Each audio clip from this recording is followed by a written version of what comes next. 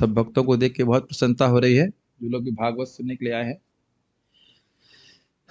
बहुत लोगों को लगता होगा कि बहुत डीप में जाते हैं, तो आज हम ऊपर ऊपर से देख लेते हैं एक बार ओवरव्यू, है कि नहीं? ओवरव्यू भी अच्छा लगता है। और जो लोग मान लीजिए क्लास छूट गई हो किसी वजह से, तो आप लोगों को एक धारा प्राप्त हो जाएगी, किस धारा में कथा चल रही है। आवाज सबको शायद सुनाई पड़ रही होगी ठीक से। तो हम लोग आज पारायण नहीं करेंगे, क्योंकि श्लोक सब लोग साथ में मेरे साथ बोलेंगे, उसके बाद उसका मैं अर्थ बताने का प्रयास करूंगा।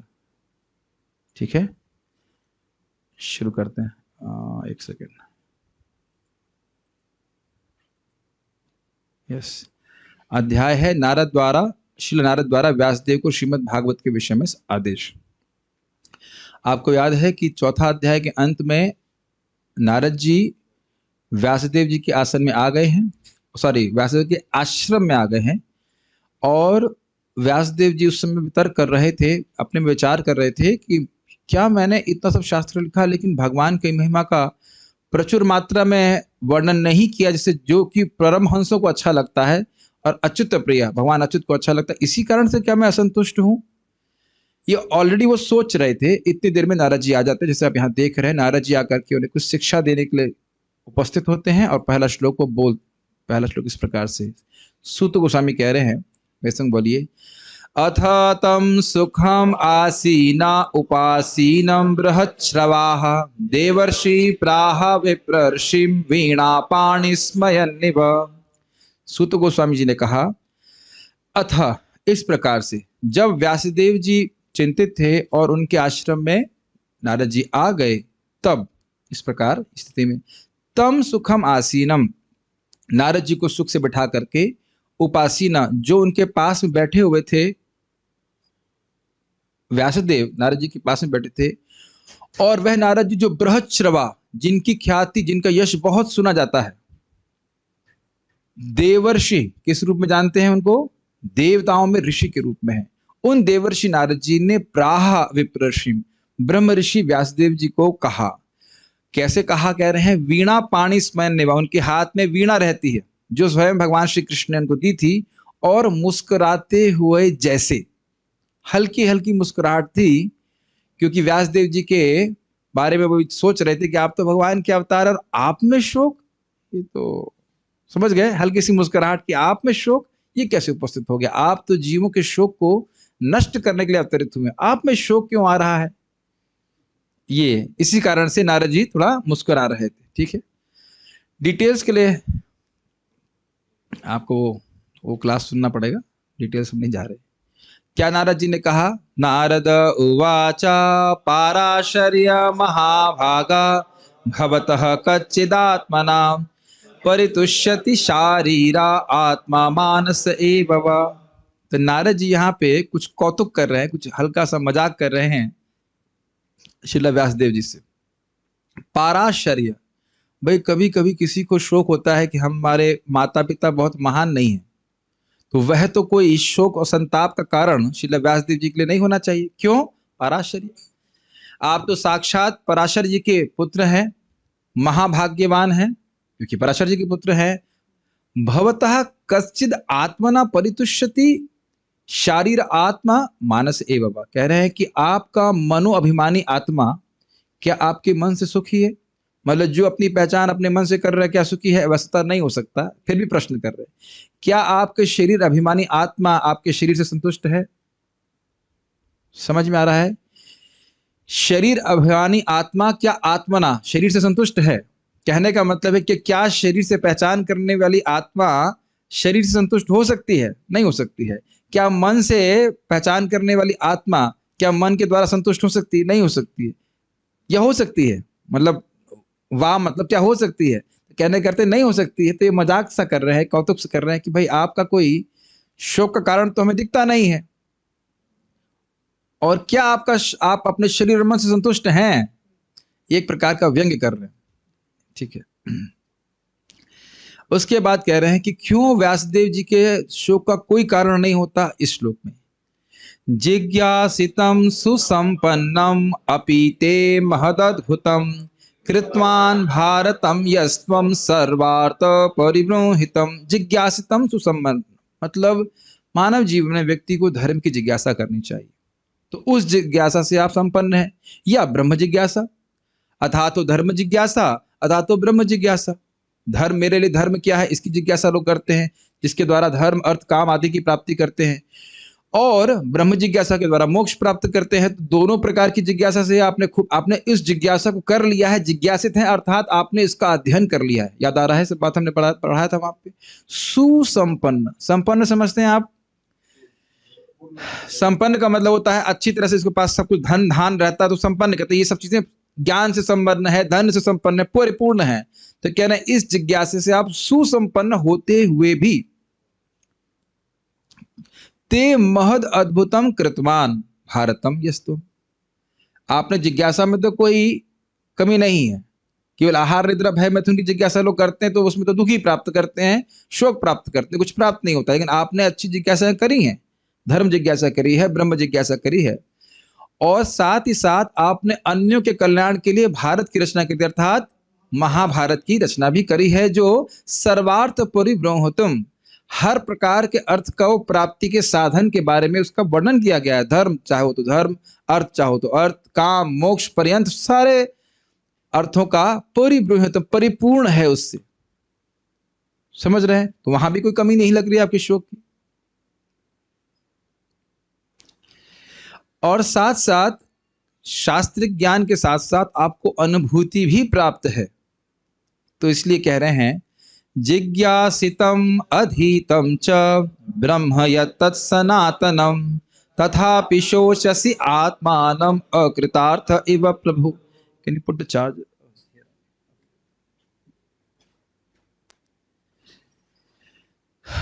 तो कह रहे हैं जिज्ञासितम अधीतम च ब्रह्म यत्तत् सनातन, जो निर्विशेष ब्रह्म है, सनातन है, उसको भी आपने जिज्ञासित और अधीत किया, उसकी जिज्ञासा आपने की है, और अधीत मतलब उसका अनुभव भी किया है। निर्विशेष ब्रह्म समझते हैं, जो भगवान कृष्ण के दिव्य शरीर से निकलने वाली दिव्य ज्योति है, उसको निर्विशेष ब्रह्म कहते हैं, और इसकी बहुत महिमा गाई जाती है सामान्य आध्यात्मिक वादियों के द्वारा। इसी में मिल जाने को मुक्ति कहते हैं, और मुक्ति को खूब गाते हैं। तो कह रहे हैं उस निर्विशेष ब्रह्म का भी आपने अनुभव किया हुआ है। तथापि, मैं देखिए सारे अर्थ नहीं ले रहा हूं, तो इसलिए आप अगर वैसे असंतुष्ट हैं कि प्रभु जी वहां बहुत अधिक व्याख्या करी तो यहाँ कम कर रहे हैं, तो उसके लिए हम नहीं कह सकते, क्योंकि बहुत अर्थ ले गए थे। ब्रह्म का अर्थ वेद भी ले गया था, ये सनातन वेद है, उसको भी आपने जिज्ञासित किया है, अधीत किया है, समझ लिया, लेकिन हम केवल सीधा सीधा अर्थ एक एक अर्थ लेके चल रहे हैं। तथापि का अर्थ क्या होता है? हिंदी समझते हैं। तथापि मतलब फिर भी शोचसी आत्मानम, आत्मानम अकृतार्थ एवं प्रभु, फिर भी आप सोच मतलब शोक कर रहे हैं। शोक समझते हैं? हाय, भूतकाल में कोई वस्तु अप्राप्य रह जाती है, व्यक्ति कुछ मिलता नहीं है, तब व्यक्ति शोक करता है। जैसे एक बोल रहे थे भक्त कि हम जब मतलब वो जब युवावस्था में थे तो भक्त पढ़ाई में बहुत तेज थे, तो उनके टीचर बोल रहे थे कि इस बच्चे को हमको दे दोगे तो आईएएस निकलवा देंगे, लेकिन नहीं निकल पाए, मतलब शादी भादी हो गई तो उधर नहीं जाने दिया गया। तो एक मन में शोक आता है कि नहीं? शोक है कि हमको जो चाहते थे उनको मिला नहीं। और वास्तुतः इस जगत में लोग शोक ही करते रहते हैं। बद्धात्मा का ये मुख्य लक्षण है, शोचती और कांक्षती।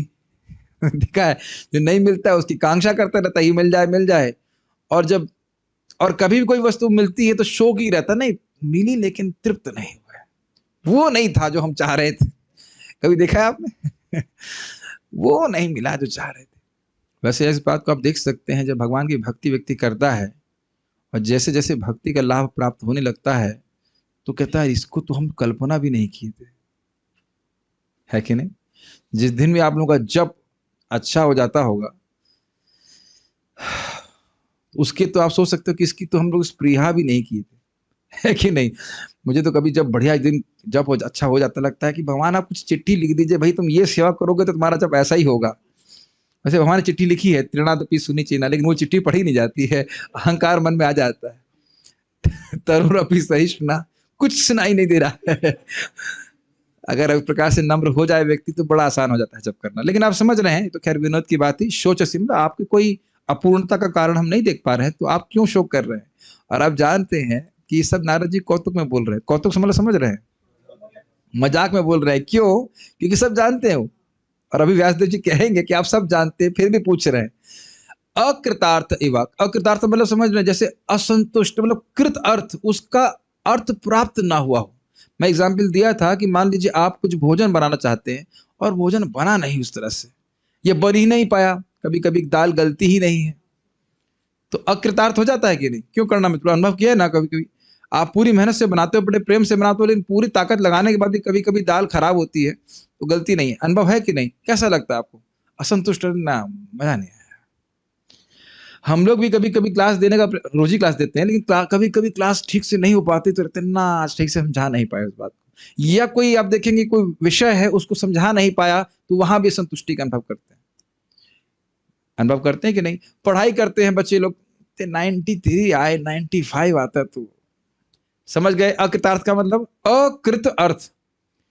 इवा, इवा मतलब आपका कोई, इवा मतलब यहाँ पे इवा शब्द है, एवा नहीं, इवा मतलब जैसा, ऐसा लग रहा है कि कोई आपका अर्थ प्राप्त ना हो।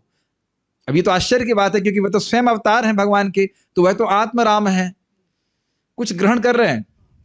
जैसे मान लीजिए हम लोग प्रसादम हॉल के बाहर निकले और कोई कहे ऐसा लग रहा है कि आप भूखा इवा,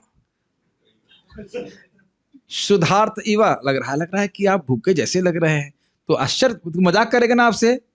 आप बढ़िया से स्वाहा करके बाहर आए, आत्मराम तृप्त हैं कृष्ण हॉल से, और कोई कहे लग रहा है आप भूखे लग रहे हैं, भूखे जैसे लग रहे हैं, तो मजाक होगा कि नहीं? तो व्यासदेव जी स्वयं अपने आप में आत्मराम हैं, लेकिन वो दुखी क्यों थे? कि जीवों का परम कल्याण नहीं कर पाए जो उनकी इच्छा थी, तो कुछ अर्थ उनका स्पष्ट नहीं हो रहा था, प्राप्ति नहीं हो रही थी, इसलिए करें अकृतार्थ इवा प्रभु। प्रभु मतलब आप सर्वसमर्थ हैं, भगवान के अवतार हैं और उनके शिष्य हैं, फिर भी बड़े सम्मान के संग उनको प्रभु कह रहे हैं, तो ऐसा क्यों हो रहा है? तो इसके ऊपर व्यासदेव जी क्या कहते हैं? व्यास उवाच अस्तेव मे सर्वमिदं त्वयोक्तं तथापि नात्मा परितुष्यते मे तन्मूलमव्यक्तमगाधबोधं पृच्छामहे त्वात्मभवात्मभूतम्। व्यास उवाच मतलब व्यासदेव जी ने कहा, अस्तेव, अब यहाँ पे एव है, इवा नहीं, अस्तेव में, मेरे संबंध में जो भी आपने कहा, मेरी योग्यताओं के संबंध में वो बिल्कुल सही है। आप फॉलो कर पा रहे हो? तो इसको क्या बोल रहा हूं, सर्वम इदम त्वया उक्तम, त्वया मतलब आपके द्वारा। कितने लोग कुछ कुछ संस्कृत पढ़े हैं 8वीं 9वीं तक, 10वीं तक? हाँ, गुड गुड गुड। बाकी लोग सूखा, इधर तो सूखा सूखा लग रहा है कुछ अगर थोड़ा थोड़ा संस्कृत पढ़ रहे हो समझ में आ रहा है। त्वया मतलब तीसरी विभक्ति है, आपके द्वारा जो उक्त, अभी आपने जो कहा नारद जी मेरे बारे में, जो कुछ भी कहा उसमें कुछ भी गलत नहीं है। जो भी आपने मेरा बायोडाटा बताया है उसमें सारी चीजें सही हैं। कभी कभी शादी के लिए गलत भी लिख देते हैं लोग, है कि नहीं? खाना बनाना बहुत अच्छा आता, शायद कभी उसको सब्जी भी ना बनाई हो। आज एक माता जी बात कर रहा था कि आप प्रसाद नहीं बना सकते। नहीं, ये तो मैं काम सीखा ही नहीं। मैंने कहा 23 साल की हो गई, आपको सब्जी बनाना नहीं आता है, क्या करोगे जाकर के आगे? सीखो बनाना। समझ ही नहीं आ रहा था कि सब्जी भी बनती है क्या, कैसे होता, खाली खाना आता। खैर हम बात कर रहे थे कि ऐसा हो जाता है कि प्राय कभी जब सीवी लिख देते हैं तो उसमें बहुत सारी बात झूठी भी लिखते हैं, करते होंगे आप लोग नौकरी के लिए, हमने ये भी किया, हमने वो भी किया, हमने ये किया, तो वहां सर्वम इदम त्वयोक्तम नहीं, झूठ झूठ है, झूठ है वो। लेकिन कह रहे हैं अस्तेव में सर्वम इदम त्वयोक्तम, जो जो आपने मेरे बारे में कहा वो बिल्कुल सच है, पूरी तरह योग्य मैं हूं। तथापि, बड़ा गंभीर शब्द है, व्यासदेव जैसा कोई योग्य व्यक्ति सभा में नहीं बैठा है और ना पूरे विश्व में कोई है, ये समझ लीजिएगा। तथापि, फिर भी, न आत्मा परितुष्यते में, फिर भी मेरी आत्मा, मेरा मन संतुष्ट नहीं है। जब भगवान व्यासदेव जी कह रहे हैं कि भगवान का वर्णन परिपूर्ण मात्रा में न करके वह संतुष्ट नहीं है, तो हम किस खेत की मूली हैं?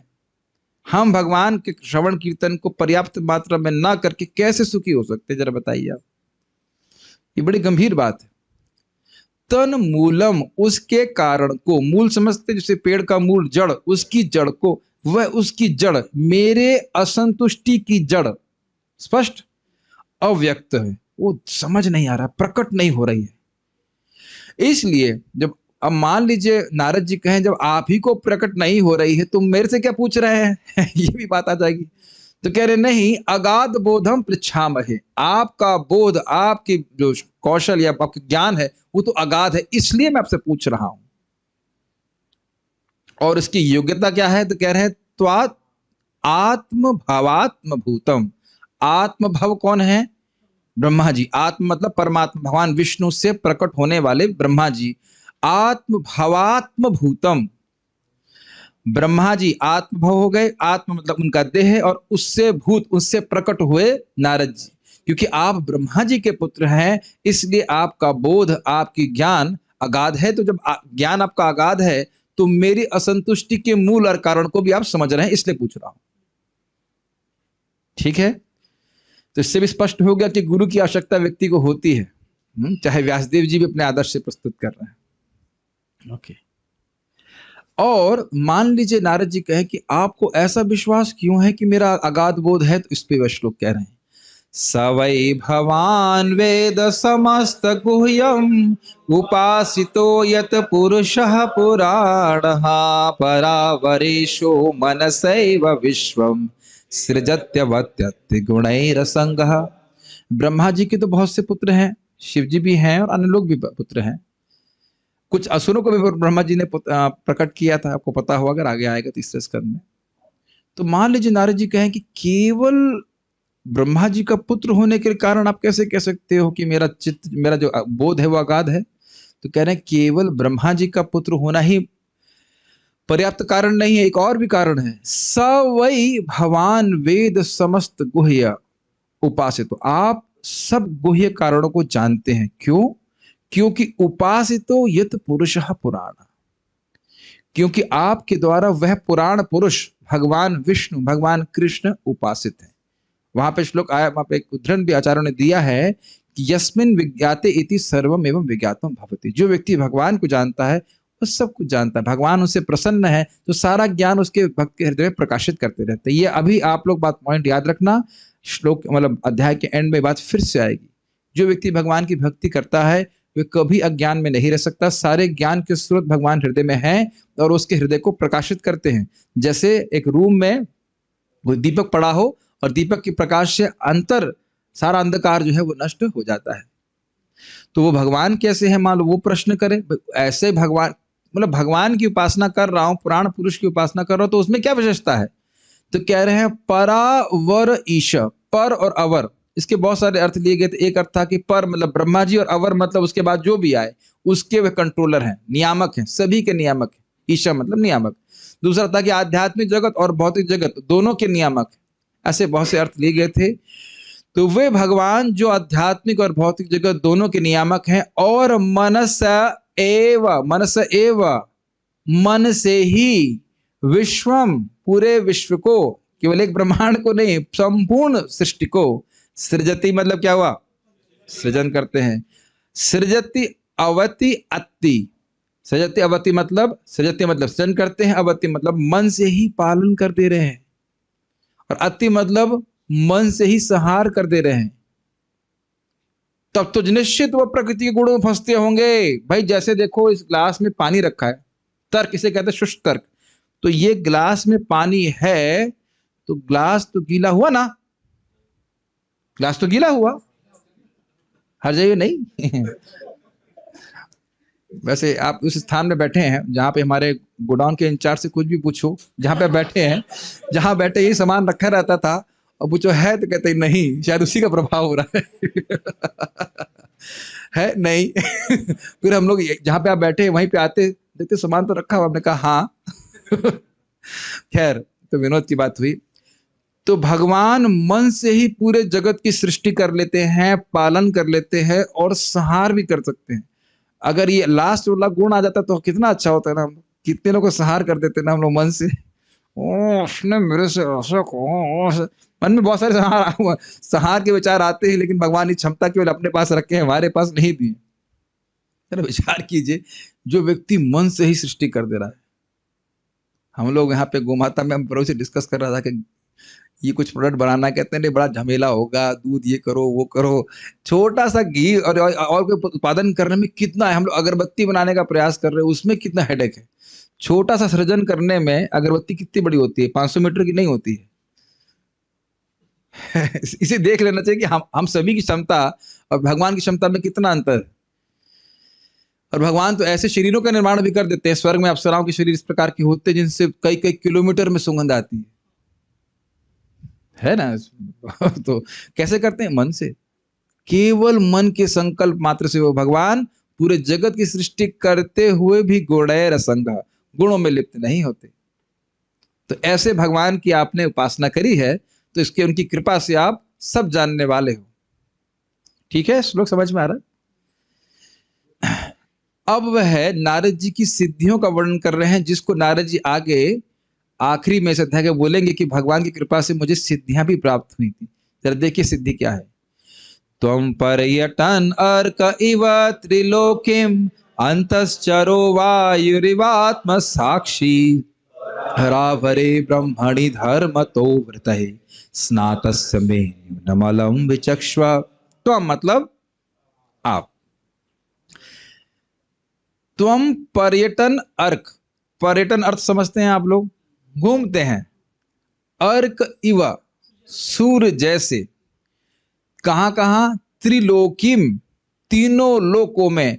वस्तुतः इवा बोल रहे हैं क्योंकि सूर्य की क्षमता ब्रह्मांड के बाहर जाने जैसी नहीं है, लेकिन सूर्य हर जगह, सूर्य का प्रकाश हर जगह होता है। ये सब बातें हम चर्चा कर चुके हैं। जैसे सूर्य हर जगह जाता है, समर्थ है, और हर जगह जाकर के अंधकार को नष्ट करता है, उस प्रकार आप नारद जी हर जगह जाने में समर्थ हैं और हर किसी के अंधकार का नष्ट करने वाले हैं। जब आप जानते हो कि नलकुबर और मणिग्रीव का उद्धार भी कर दिया उनका, वो घोर अंधकार में थे, लेकिन नारद जी का दर्शन होना मतलब उनका अंधकार नष्ट हुआ, भले थोड़ा समय लगा। एक तो यह है कि आप पूरे जगत के, जैसे सूर्य हर जगह कोई भेदभाव नहीं करता, सभी के अंधकार को नष्ट करता है कि नहीं, और सब जगह जाने में समर्थ है कि नहीं, उसी प्रकार से नारद जी आप सब जगह जाने में समर्थ हैं, सबको प्रकाश देने वाले हैं, सर्वसमर्थ। एक तो ये अर्थ हुआ। दूसरा, मान लो कहे सूर्य सब जगह जाएगा, मन के अंदर थोड़ा जाता है, किसी के मन के अंदर सूर्य थोड़ा जाता है। तो कह रहे अंतश्चर, अंतश्चर अंदर जाने वाले भी हैं, वायु रिवा, वायु की तरह अंदर जाने वाले भी हैं। तो अंदर जाने वाले का क्या मतलब है, क्या कहना चाहते हैं? आत्म साक्षी। आत्म साक्षी मतलब बुद्धि की वृत्ति के साक्षी। मेरी बुद्धि अभी संतुष्ट नहीं है। आप वायु के द्वारा, वायु के समान, वायु के द्वारा नहीं, वायु के समान सबके हृदय में प्रवेश करने वाले हैं। किसके हृदय में क्या चल रहा है वह आप उसके साक्षी समझ लेते हैं। कुछ कुछ तो यहां भी हम देख लेते हैं कि लोगों की चेहरा देख करके क्या बात है, दुखी लग रहे हैं आप, चेहरे के साक्षी हो सकते हैं, लेकिन एग्जैक्टली तुम नहीं सोच सकते ना कि बुद्धि की साक्षी है कि नहीं, मन में वो क्या सोच रहा है। अब मैं क्या समझ रहा हूँ, मुझे पता नहीं कि सभी लोग भागवत क्लास में हैं या नहीं, मैं नहीं कह सकता। अभी हो सकता है अभी भी वो धागा जो है घर में पड़ा हुआ हो या कुछ काम में फंसा हुआ हो, ये काम करना इत्यादि इत्यादि, है ना। इतने साक्षी हो कि आप लोग यहाँ बैठे हैं, लेकिन अब बुद्धि के साक्षी तो हम नहीं है ना। लेकिन इस प्रकार का संकल्प या शक्ति जो है शुद्ध वैष्णवों में होती है। क्यों कह रहे हैं? कह रहे हैं ये लाइन पकड़िए, ये शब्द पकड़िए, आत्म साक्षी मतलब बुद्धि के वृत्ति के साक्षी। बुद्धि किधर जा रही है, बुद्धि की स्थिति क्या है, उसको समझने में समर्थ है। ये समझ में आया? इसकी लिंक अगली लाइन से, परावरे ब्रह्मणि धर्मतो वृतः स्नातस्य में। मैं पर और अवर ब्रह्म दोनों के धर्म में, दोनों के धर्म का, दोनों को जानने के लिए जिस जिस धर्म और व्रत का पालन किया जाता है उसमें मैं स्नातक हूं। स्नातक मतलब एमए तो किया है कम से कम, पीएचडी व्हाटएवर, मतलब परफेक्ट हूं। कोई भी धर्म और व्रत पालन किया जाता है कुछ प्राप्त करने के लिए, समझने के लिए, तो मैं उसको अच्छे से किया हूं। फिर भी न्यूनम अलम विचक्षण, न्यूनम मतलब मैं अपनी, मेरी न्यूनता क्या, न्यूनता मतलब कमी कहाँ रह रही है, उसको अलम विचक्षण, उस अलम मतलब होता है पूर्णता से, परिपूर्ण रूप में आप देख पाइए। पता नहीं, मैंने पोल तो नहीं लिया जूम के डिवोटीज को, क्या ये शैली समझ में आ रही है? ये सब भाग गए जूम से, जाओ देख लेता हूँ। अरे अभी लोग हैं। संस्कृत से शट करके चलने का हम प्रयास कर रहे हैं। इसको हम लोग जब पढ़ा रहे थे तो डिटेल में पढ़ाया था। मैं समझ रहा हूँ कि ठीक ही लग रहा होगा। एक पोल शुरू कर दें, कुछ समझ में आ रहा है? तो पता नहीं, उम्मीद है कि समझ में आ रहा है, लग रहा है कुछ समझ में आ रहा है, ऐसा ऐसा लग रहा है कि समझ में आ रहा है, भले समझ में ना आ रहा हो तो भी ठीक है। ओके, ठीक है, ठीक है, ओके। अच्छा, अब नारद जी बड़े सुंदर वैद्य हैं। साधु जो है वो वैद्य, साधु को वैद्य कहा जाता है, और वो नब्ज देख लेते हैं और अंदर जाकर के जो अंदर सिस्टम में जो चल रहा है उसको तुरंत बता देंगे, आपका लीवर खराब है, ये है, वो है। और वह they don't means words, English में शब्द कहते हैं, मतलब दे आपको मीठी मीठी बात बोलने के लिए नहीं है। तो एकदम स्पष्ट व्यासदेव जी के मुख पे श्री नारद जी कह रहे हैं, भवतानुदित प्रायम यशो भगवतो मलम ये नैवासौ न तुष्येत मन्ये तद्दर्शनम खिलम। नारद जी ने कहा, भवता अनुदित प्रायम, आपके द्वारा, भवता आपके द्वारा, अनुदित प्राय, प्राय नहीं कहा गया, अनुदित मतलब बोला नहीं गया, रखा नहीं गया है, क्या? यशः भगवतः अमलम, भगवान का यश जो अमल है, अमल का अर्थ है जिसमें कोई गंदगी नहीं, कोई उसमें दोष नहीं, एक अर्थ। दूसरा, जो श्रवण करने से दूसरों के चित्त को पवित्र करने वाला है। समझना इस बात को, इस जगत में बहुत लोगों का यश होता है तो बहुत सारी बातें अच्छी करते हैं, लेकिन एक बात बहुत गलती करते हैं। ऐसा होता है कि नहीं? बहुत सारे गुण हैं लेकिन एक दुर्गुण भी होता है, बस तब याद नहीं रखा जाता जब व्यक्ति मर जाता है। कुछ समझ में आया? प्राय एक वक्त बोल लेते, अगर आप चाहते हैं कि सभी लोग आपको पसंद करें तो आप मर जाइए। क्योंकि शोक सभा में कोई निंदा नहीं करेगा आपकी। कोई ज्यादा ही बड़ी प्राइस है, लेकिन तो लोग कहते हैं अभी मर गए, अब क्या इनकी निंदा करना। लेकिन ठीक है, खैर तो विनोद की बात है। बात ये कह रहे थे कि यश अमलम मतलब भगवान का यश अमल है, पवित्र करने वाला है।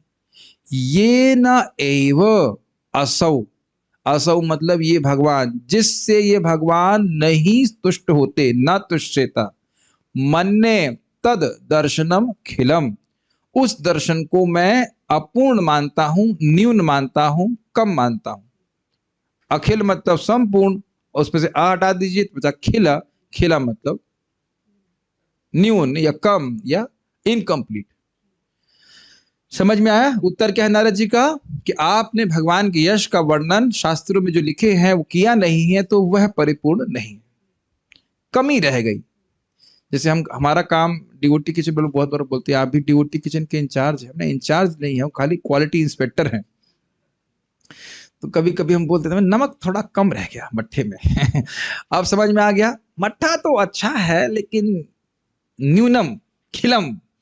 अब मैं संस्कृत में आपको फीडबैक दूंगा, खलम मन्ने न तुष्यते, न तुष्यते तुष्यता मन्ने खिलमति भवान तत्क्रह खिलम। तो प्रभु जी को संस्कृत भी सिखा देंगे इसी प्रकार से, बुरा भी नहीं लगेगा, समझ में भी नहीं आएगा तो बुरा भी नहीं लगेगा। कि नहीं समझ में आ रहा है? खिलम अपूर्ण, आप लोग नहीं देखा खाना बनाते हैं कुछ वो स्वाद नहीं आए तो अपूर्ण मानते हैं कि नहीं मानते ना? वो ठीक है, तो वही कह रहे हैं कि ना उस दर्शन को हम खिलम पूर्ण नहीं मानते। तो कह रहे नहीं नहीं, मैंने भगवान के यश का वर्णन किया है, याद आ रहा है, भगवत गीता में किया है और पद्म पुराण में किया। आप कैसे कह रहे हैं? ए भागवत में मत जाओ, भागवत में भी कहां बोल रहा है? इतना पढ़ाने के बाद भी लड़का ऐसा बोल रहा है। आप, मुझे दुख हो रहा है कि आपका आज रसगुल्ला मिस हो जाएगा। उफ, कोई बात नहीं, घबरा मत, घबरा। तो मान लीजिए व्यासदेव जी कहे नहीं, देखिए मैंने बताया है कि अन्य तीर्थों में जाने से मुक्ति जो फल है, जो मुक्त पुरुष हैं वे भी मथुरा में आकर के प्रार्थना करते हैं। मतलब मथुरा का वर्णन किया है एक जगह पद्म पुराण में। और ब्रह्मभूता प्रसन्नात्मा न शुचिति न कांक्षति समा सर्वेषु भूतेषु मद भक्ति लभते पराम। ब्रह्मभूत व्यक्ति भी भक्ति को प्राप्त करता है। तो इस प्रकार से भक्ति की महिमा, भगवान की महिमा मैंने बताई है। हाँ आपने बताई है, लेकिन देखिए, यथा धर्मादयश्चार्थ मुनिवर्यानुकीर्तिताः न तथा वासुदेवस्य महिमा ही अनुवर्णितः। यथा मतलब जिस प्रकार आपने धर्म आदि यानी धर्म अर्थ काम मोक्ष भी उसका आपने कीर्तन किया, अनुकीर्तितः मतलब बारंबार वर्णन किया है। हे मुनिवर, हे मुनियों में श्रेष्ठ, आप जानते हैं कि जीवन का परम लक्ष्य भगवत प्रेम की प्राप्ति है, फिर भी मुनि होते हुए भी, मननशील होते हुए भी उन लोगों को वर्णन किया जो मूर्ख है। वह किसके बारे में? धर्म के बारे में, अर्थ के बारे में इत्यादि। उस प्रकार से न तथा, उस प्रकार से वासुदेवस्य महिमा ही अनुवर्णित, उस प्रकार से आपने बारंबार, अनुवर्णन का मतलब बारंबार, उस प्रकार से आपने भगवान वासुदेव का वर्णन नहीं किया। समझ रहे हैं? देखिए, इस जगत में जब हम बारंबार किसी साध्य के बारे में सोचते हैं या श्रवण करते हैं तो वही हमारे जीवन का लक्ष्य हमें दिखने लगता है। कुछ ग्रहण कर रहे हैं? कुछ लोगों का साध्य ये होता है कि बहुत बड़े गैंगस्टर बने। आपको ये पता है? मैंने सुना था कि एक पिक्चर आई थी सत्या नाम से, सत्या कृष्ण की पत्नी का नाम नहीं था वहां पे, उसमें गैंगस्टर के जीवन दिखाया गया। उसको देख देख कर, बारंबार देख देख कर मैंने से सुना था, भवती तिसुश्रमः कि बहुत से लोग साइन अप किए वहां के माफियाओं के साथ कि हम भी गैंगस्टर बनेंगे। बताइए कितना देख रहे हैं, देखने का, श्रवण करने का कितना प्रभाव होता है। तो कह रहे हैं जिस प्रकार से आपने धर्म आदि का वर्णन किया है, लोगों की मति उधर जाएगी और वासुदेव के वर्णन को, कथा को वह नहीं सुनेंगे, महिमा को नहीं सुनेंगे, भगवान का भजन नहीं करेंगे। ठीक है? अब वह कह रहे हैं कि वह ग्रंथ जो बहुत अलंकारिक भाषा से भी क्यों ना लिखा गया हो, अगर भगवान के यश से रिक्त है तो कितना हीन है, उसको वह एक दृष्टांत से समझा रहे हैं। समझ रहे हैं? दृष्टांत का मतलब एग्जाम्पल। एग्जाम्पल देने से समझ में आ जाता है। बड़ी ही अलंकारिक भाषा में कुछ लिखा हो लेकिन भगवान के यश से रिक्त हो तो कैसा होगा, उसको व्याख्या कर रहे हैं। न यद्विचश्चित्र पदम हरेर्यशो जगत पवित्रम प्रगृणीत करहिचित् तद्वायसं तीर्थमुशन्ति मानसा न यत्र हंसा निरमन्त शिक्षया। न यद वचश्चित्र पदम, चित्रपद मतलब अलंकार की दृष्टि से बड़े विचित्र हो, अर्थ भी बड़े बड़े अच्छे लगते हैं उसमें, लेकिन न हरेर यशो जगत पवित्रम करहिचित्, कहने का अर्थ है अगर उसमें भगवान का यश जो पूरे जगत को पवित्र करने वाला है वह उसमें प्रगृणीता, उसमें नहीं रखा गया है। तद वायसम तीर्थम उशंति, उशंति शब्द आपने कल भी सुना था। उशंति सब मतलब पंडित लोग उसको कौओं का तीर्थ मानते हैं। तीर्थ अर्थात जहां व्यक्ति सोचता है ये स्थान बहुत अच्छा है, यहां जाकर के हमारा जीवन सफल हो जाएगा। यही होता है ना भाई, आप लोग सब वैष्णव हैं तो आप लोग वृंदावन आते हैं। हाँ, वृंदावन आए, बहुत अच्छी बात, समझ रहे हैं? तो कह रहे हैं कि वह स्थान, वह शास्त्र जो बहुत अलंकारिक होते हुए भी व्याकरण की दृष्टि से, अर्थ की दृष्टि से अगर है भी, तब भी यदि अगर हरि के यश से रिक्त है, उसमें भगवान हरि का यश नहीं है, तो वह कैसा है? कौओं के तीर्थ की तरह। कौन मानते हैं? पंडित जन मानते हैं। अच्छा, क्यों ऐसा? तो कह रहे हैं मानसा नयत्र हंसा निर्मंत शिक्षा। उशिक्षा मतलब भगवान के धाम के निवासी, मानसा मतलब हंस, हंस मतलब जो परमहंस है, शुद्ध भक्त है। नयत्र निरमंती, वह कभी भी रमण नहीं करते, कभी भी उनकी मति नहीं जाती कि उस स्थान पे हमें जाना है, उस मतलब उस शास्त्र को पढ़ना, शास्त्र मतलब उस कृति को पढ़ना है, कभी उनकी मति नहीं जाती। ये प्रमाण है।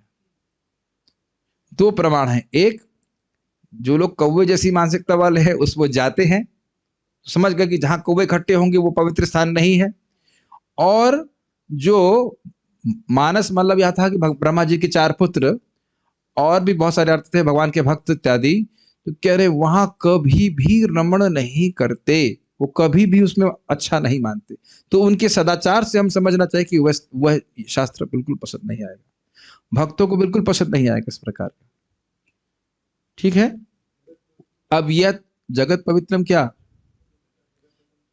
जगत पवित्रम मतलब जगत को पवित्र करने वाला हरि का यश, जगत को पवित्र करने वाले हरि का यश अगर उस ग्रंथ या कह सकते हैं उस कृति में नहीं है, तो वह स्थान जो है वह कौओं के तीर्थ के समान है। बाकी बहुत सारी व्याख्या है, हम तो केवल एक फ्लो बता रहे हैं। बहुत सारी व्याख्या की गई थी, बहुत सुंदर श्लोक है। तो ये हो गया व्यतिरेक में कि वहां तो बहुत खराब चीज नहीं है, अच्छी चीज नहीं है वो। अब अन्वय में बता रहे हैं कि जो अगले श्लोक में यानी 11वें श्लोक में बताएंगे कि जो जिसमें भगवान का यश है वो कैसा है, जिसमें भगवान का यश नहीं है व्यतिरेक, उसका 10वें में अध्याय बोला, जिसमें है उसके बारे में क्या कह रहे हैं। और एक और बात हम लोगों ने वहां पे बताई थी कि मान लीजिए वो बहुत सुंदर व्यक्ति है, कोई सुंदर स्त्री है, उसका शरीर से प्राण चला जाए तो कितना भी अलंकार से युक्त हो, वो उसको तरफ कोई दृष्टि जाने वाली नहीं है, कोई उसका महिमा मंडन नहीं करेगा। उसी प्रकार से वो शब्द जो भगवान के यश से रिक्त है वो मृत है। और प्रभा जी बोले थे दे आर डेड लिटरेचर। अगर आप लोग श्रवण किए हो, उसको सुनने वाले भी मर जाते हैं। महाराज जी तो उसको बोलते हैं कि मान लीजिए कोई व्यक्ति मर जाए और कदाचित वह जागृत हो जाए तो सब लोग भाग जाएंगे कि नहीं। मुझे बता रहे थे एक भक्त कि कोई व्यक्ति किसी के मर गए होंगे तो उनके पेट में पानी भर गया हो गया, हवा भर गई, कुछ भी हो, तो उनकी चिता को जब जलाने बैठे तो जो गैस थी उसकी वजह से वो जो लाश थी वो खड़ी हो गई। समझ गए? कल्पना कीजिए किसी लाश को जला रहे और वो खड़ी हो जाए एकदम से, तो आदमी डर जाएगा कि नहीं। तो उसी प्रकार से जो लोग भगवान की भक्ति से युक्त नहीं है, इधर उधर की बात कर रहे हैं, वो भूत की तरह ही है, वो ऐसे शव की तरह है। जिसे कहा भी गया शव शोभना मता, शव के समान है जो इधर उधर घूम रहे हैं, जैसे भूत प्रेत ग्रसित कर लिया, अंट संट बोल रहे हो। खैर अन्वय में कह रहे हैं कि मान लो कोई कृति है जिसमें अलंकार की दृष्टि से बहुत दोष है, व्याकरण की दृष्टि से भी दोष है, लेकिन भगवान का यश है, तो वो कैसी होती तरह देखिए।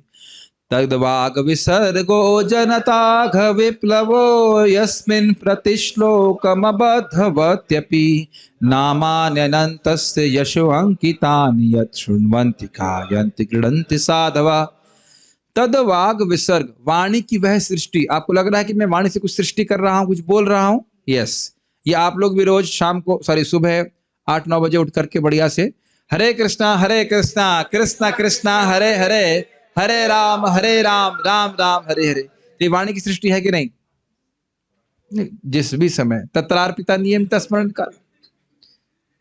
4 बजे उठने की क्या जरूरत है? आप लोग फालतू में 4 बजे करते हैं। महाप्रभु कह रहे तत्रार्पिता नियमित स्मरण न काला। कोई नियम नहीं है, कोई काल नहीं स्मरण करने। जब कोई काल ही नहीं है भगवान के नाम उच्चारण करने का, तो मैं किस काल में जब करूं? काल ही नहीं मिल रहा है। ये भी व्याख्या हो सकती है। भगवान के नाम उच्चारण करने का कोई समय ही नहीं है, तो यही तो हम बोल रहे हैं हमारे पास समय नहीं। महाप्रभु यही बोल रहे हैं कोई समय नहीं है, हम भी यही बोल रहे हैं हमारे पास कोई समय नहीं है। है कि नहीं? ये तो विनोद की बात हुई, खाली वाणी की सृष्टि के बारे में बोल रहे थे। तद वाग विसर्ग, वाग मतलब वाणी, वाणी की वह सृष्टि। जनता अघ विप्लव, बहुत सुंदर शब्द है। जनता के अघ मतलब पाप को, विप्लव जैसे कि आप देखोगे सुनामी आया था ना, भारत में भी सुनामी आया था, उसके वीडियो हर जगह उपलब्ध है, जरूर देखिएगा वो वीडियो। जैसे अरे ये तो अच्छा साधु है, यूट्यूब देखने के लिए बोल रहा है, नहीं केवल शिक्षा लेने के लिए। जैसे सुनामी आता है तो घर हो और कार हो सब बहा देता है, उड़ा देता है कि नहीं, उस प्रकार से वाणी की वह सृष्टि यस्मिन जिसमें प्रति श्लोक अबद्धवत्यपि, यानी कि व्याकरण की दृष्टि से शायद सारे श्लोक गलत भी हो, लेकिन नामानि अनंतस्य, भगवान अनंत, भगवान कृष्ण के नाम उसमें है। जैसे इस श्लोक में भगवान का कोई नाम है? अनंत, वेरी गुड, अनंत नाम है, तो एक अंकित हुआ ना नाम इसमें। पूरे श्लोक में एक नाम आ गया कि नहीं? अनंत, तो उसमें अंकित है। या फिर यश, जैसे अभी आपने कुछ समय पहले सुना मनसैव विश्रम सजत्यवती, भगवान का यश है इसमें? नहीं। हाँ, तो भगवान के यश अंकित हो, भगवान का नाम अंकित हो, तो उससे जनता के पाप का नाश हो जाता है, एक अर्थ था। और दूसरा अर्थ ये लिया गया था कि समान जनता भी, तद वाग विसर्गो जनता, ये जोड़ लीजिए एक साथ, जनता जो भक्त भी नहीं है, समान जनता भी अगर बोलती है अरे वो गोपाल रेस्टोरेंट और बार कहाँ है, वो भगवान का नाम उच्चारण नहीं करना चाहता है, लेकिन गोपाल ऐसे बोल दिया तो भी वह पाप नाश करने वाला होता है। ये अर्थ जीव गोस्वामी जी लिए थे। जैसे प्रत्यक्ष उदाहरण है अजामिल। अजामिल क्या बोल रहा था? नारायण मैं आपकी शरण में हूं। नहीं, उसने बोला नारायण अपनी माँ की गोद से मेरी गोद में आओ, तो एक सामान्य बात बोल रहा था, फिर भी उसके पाप नाश हो रहे कि नहीं, ये बात। इसीलिए भागवत सुनना चाहिए। अब जरा बताइए कि हरे कृष्ण मंत्र में कौन सी चीज ऐसी है जिस भगवान का नाम और यश नहीं है? अब समझ में आ गया कितना शक्तिशाली है भगवान का नाम। हरे कृष्णा कृष्णा कृष्णा हरे हरे, हरे राम राम राम हरे हरे। और भक्ति भावना से युक्त होकर के नाम उच्चारण करेगा तो फिर पाप, तब भी पाप की संभावना है। समझ रहे हैं? और ये तो बड़ा सुंदर से रचा भी गया है, इसको आप जप भी सकते हो, गा सकते हो, कितनी ट्यून में गा सकते हो हरे कृष्ण मंत्र। तो इसमें कह रहे हैं कि इसका क्या प्रमाण है, हम क्यों माने? तो कहते हैं शृण्वन्ति गायन्ति गृणन्ति साधवः। शृण्वन्ति मतलब इस प्रकार के यश को यद्यपि वह काव्य की दृष्टि से बहुत अच्छा ना भी हो, फिर भी उसको साधु जन, परमहंस, अच्छे लोग वह सुनते हैं। कब सुनते हैं? जब कोई सुनाता है। जब कोई सुनाता है तो सुनते हैं। अच्छा, और कोई सुनने वाला हो तब क्या करते हैं? तो कहते गाते हैं गायन्ति। और मान लो कोई ना हो तब क्या करते हैं?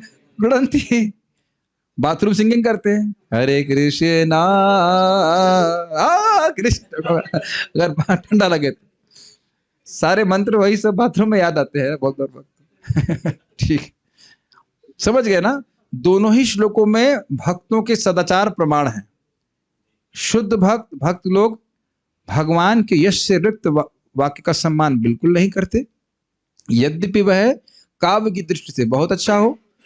और साधुजन ऐसे कृति का बहुत सम्मान करते हैं जो भले ही काव्य की दृष्टि से अच्छी ना हो, लेकिन भगवान के यश से भरी है। अब आप जरा विचार कीजिए कि श्रीमद् भागवतम काव्य की दृष्टि से तो बिल्कुल अद्भुत है, कोई गलती नहीं है, प्लस भगवान के यश से भरी हुई है। अब देख ही रहे हैं एक एक श्लोक में भगवान का महिमा का वर्णन हो रहा है कि नहीं हो रहा है। तो इसलिए भागवत को ही रचिए, इस प्रकार से वो प्रार्थना कर रहे हैं। अब वो कह रहे हैं कि कोई व्यक्ति की उपाधि शून्य ज्ञान हो गया, उसकी सारी उपाधि का मतलब है हम अपने आप को शरीर मानते हैं, इसे उपाधि कहते हैं। स्त्री हैं हम, पुरुष हैं, कुत्ता है, बिल्ली है, ये व्यक्ति मान रहा है, भारतीय है, ये सब मानना होता है, इसे कहते हैं उपाधि।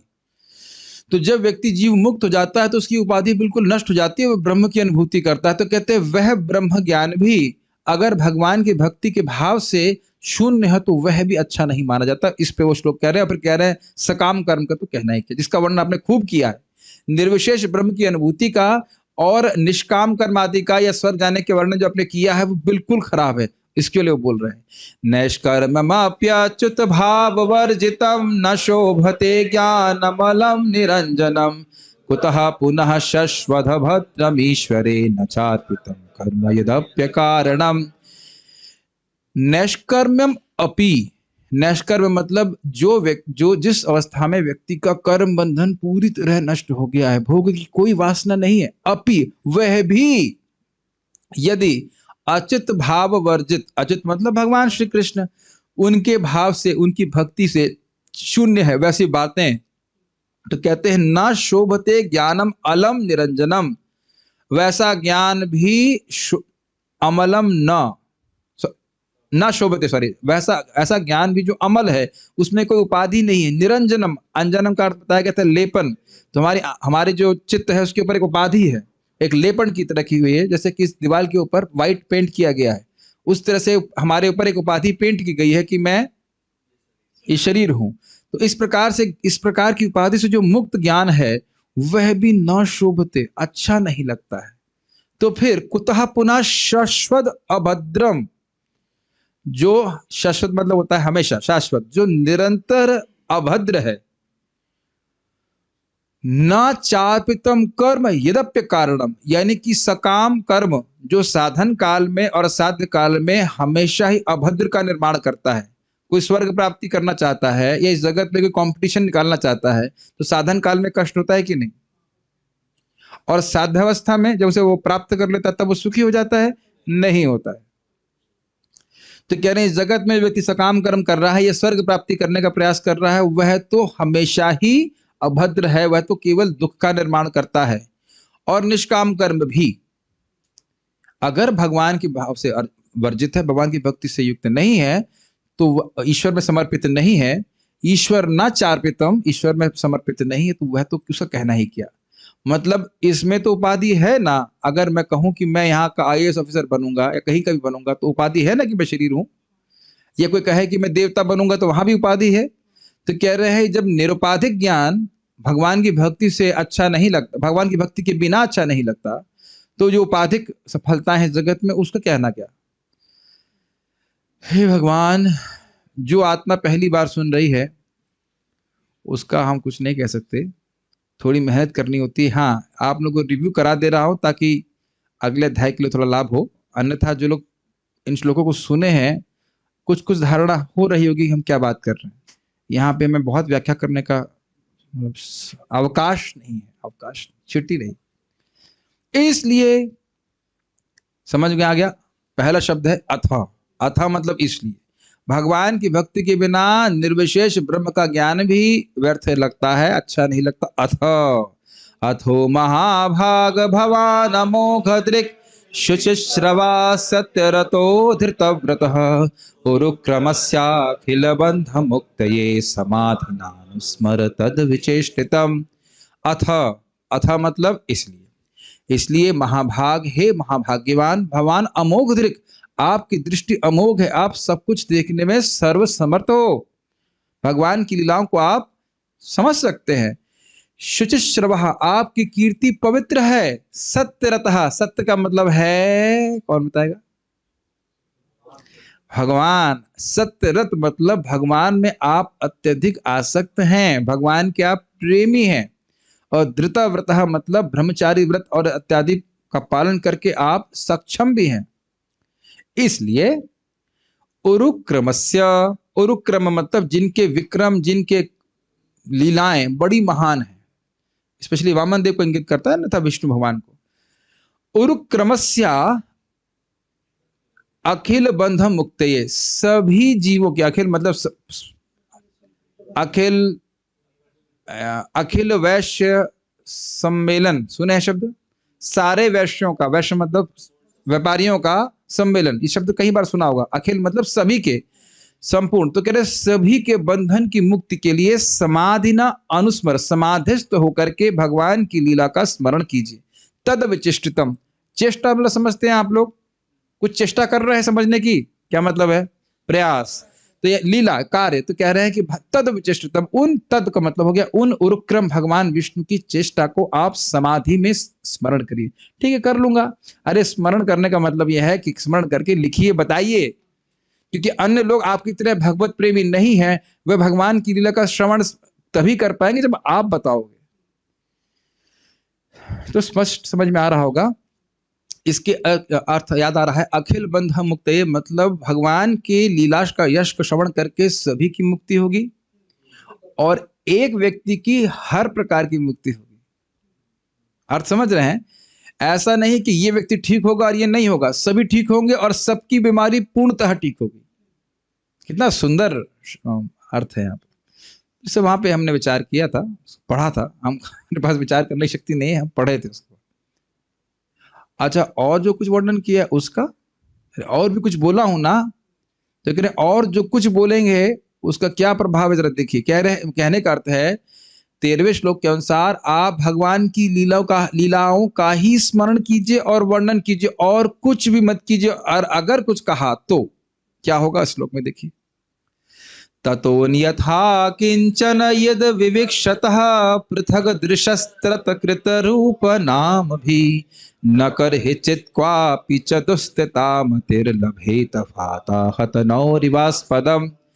तो कह रहे हैं ततो अन्यथा, इसके अलावा, किसके अलावा, भगवान उरुक्रम की लीलाओं के अलावा, किंचन यद विविक्षता, आप कुछ भी विविक्षा करते हो, कुछ भी वर्णन करते हो, जैसे स्वर्ग में बड़ी सुंदर अप्सराएं मिलेंगी, वहां का जीवन तो हमेशा हमेशा के लिए है, इस प्रकार से। तो यहां पे अप्सरा शब्द से कुछ रूप का धारणा हुई कि नहीं, तो इसीलिए कह रहे हैं पृथक दृशस्तत्कृत रूप नाम भी, जो भी आप वर्णन कर रहे हो उससे किसी रूप और नाम का कृति सृष्टि हो रही है।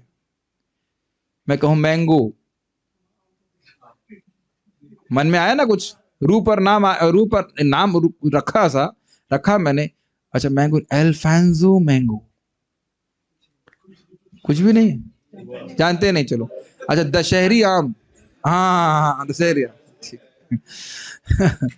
वहां से बातें की गई थी। एक तो है कि भाई कुछ हम देखे हैं, दृष्ट होता है, उसको सुनते हैं तो उधर मती जाती है। कुछ हम नहीं सुनते हैं तो भी हम कल्पना करने लगते हैं।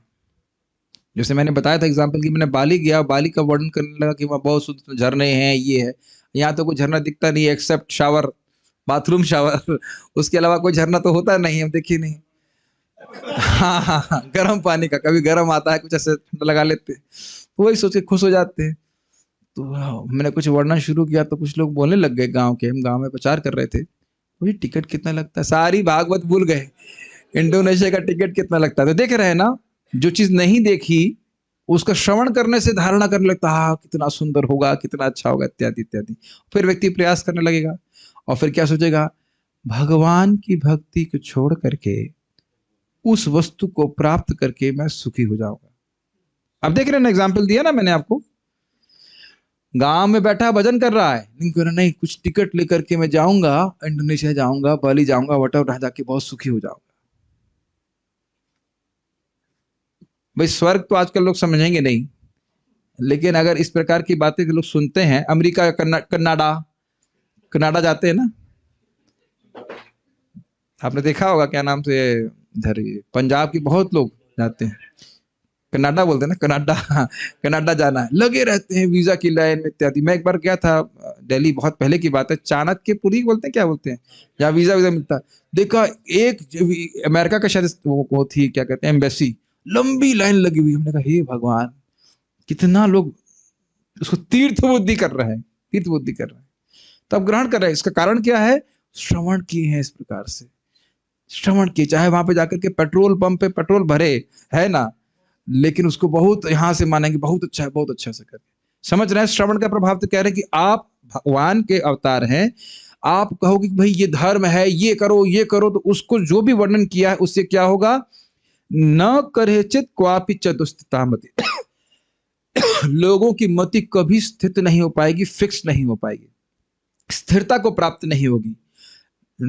दुस्थिता मति लभेता न लभेता, स्थिति नहीं हो पाएगी, बहुत उसकी कठिन हो जाएगी। जैसे वात हत नौरिवास्पदम, जैसे कोई नाव है जो वात से हत हो, आहत हो, वात मतलब वायु, वायु से आहत नाव इधर उधर भगेगी लेकिन तट को नहीं प्राप्त हो पाएगी। कुछ ग्रहण कर पा रहे हैं इस बात को, जीवन में भी देख रहे हैं ना, हम सुनते हैं ये कर लो वो कर लो, ये बहुत अच्छा वो बहुत अच्छा, और इस कारण से व्यक्ति जीवन के लक्ष्य से भटक जाता है। ठीक है, तो कह रहे ऐसा वर्णन आप मत कीजिए। और हम लोग कई बार, अभी कल ही किसी ने प्रश्न किया, शिव जी, शिव पुराण में लिखा है शिव जी भगवान है, हो गए ना मति गड़बड़। अच्छे से समझाइए उसको, भाई नहीं ऐसा नहीं है, देखो ऐसा है, ये सब रजोगुण तमोगुण ये सब बातें बतानी पड़ती हैं, लेकिन सामान्य जनता तो भ्रमित हो जाएगी ना।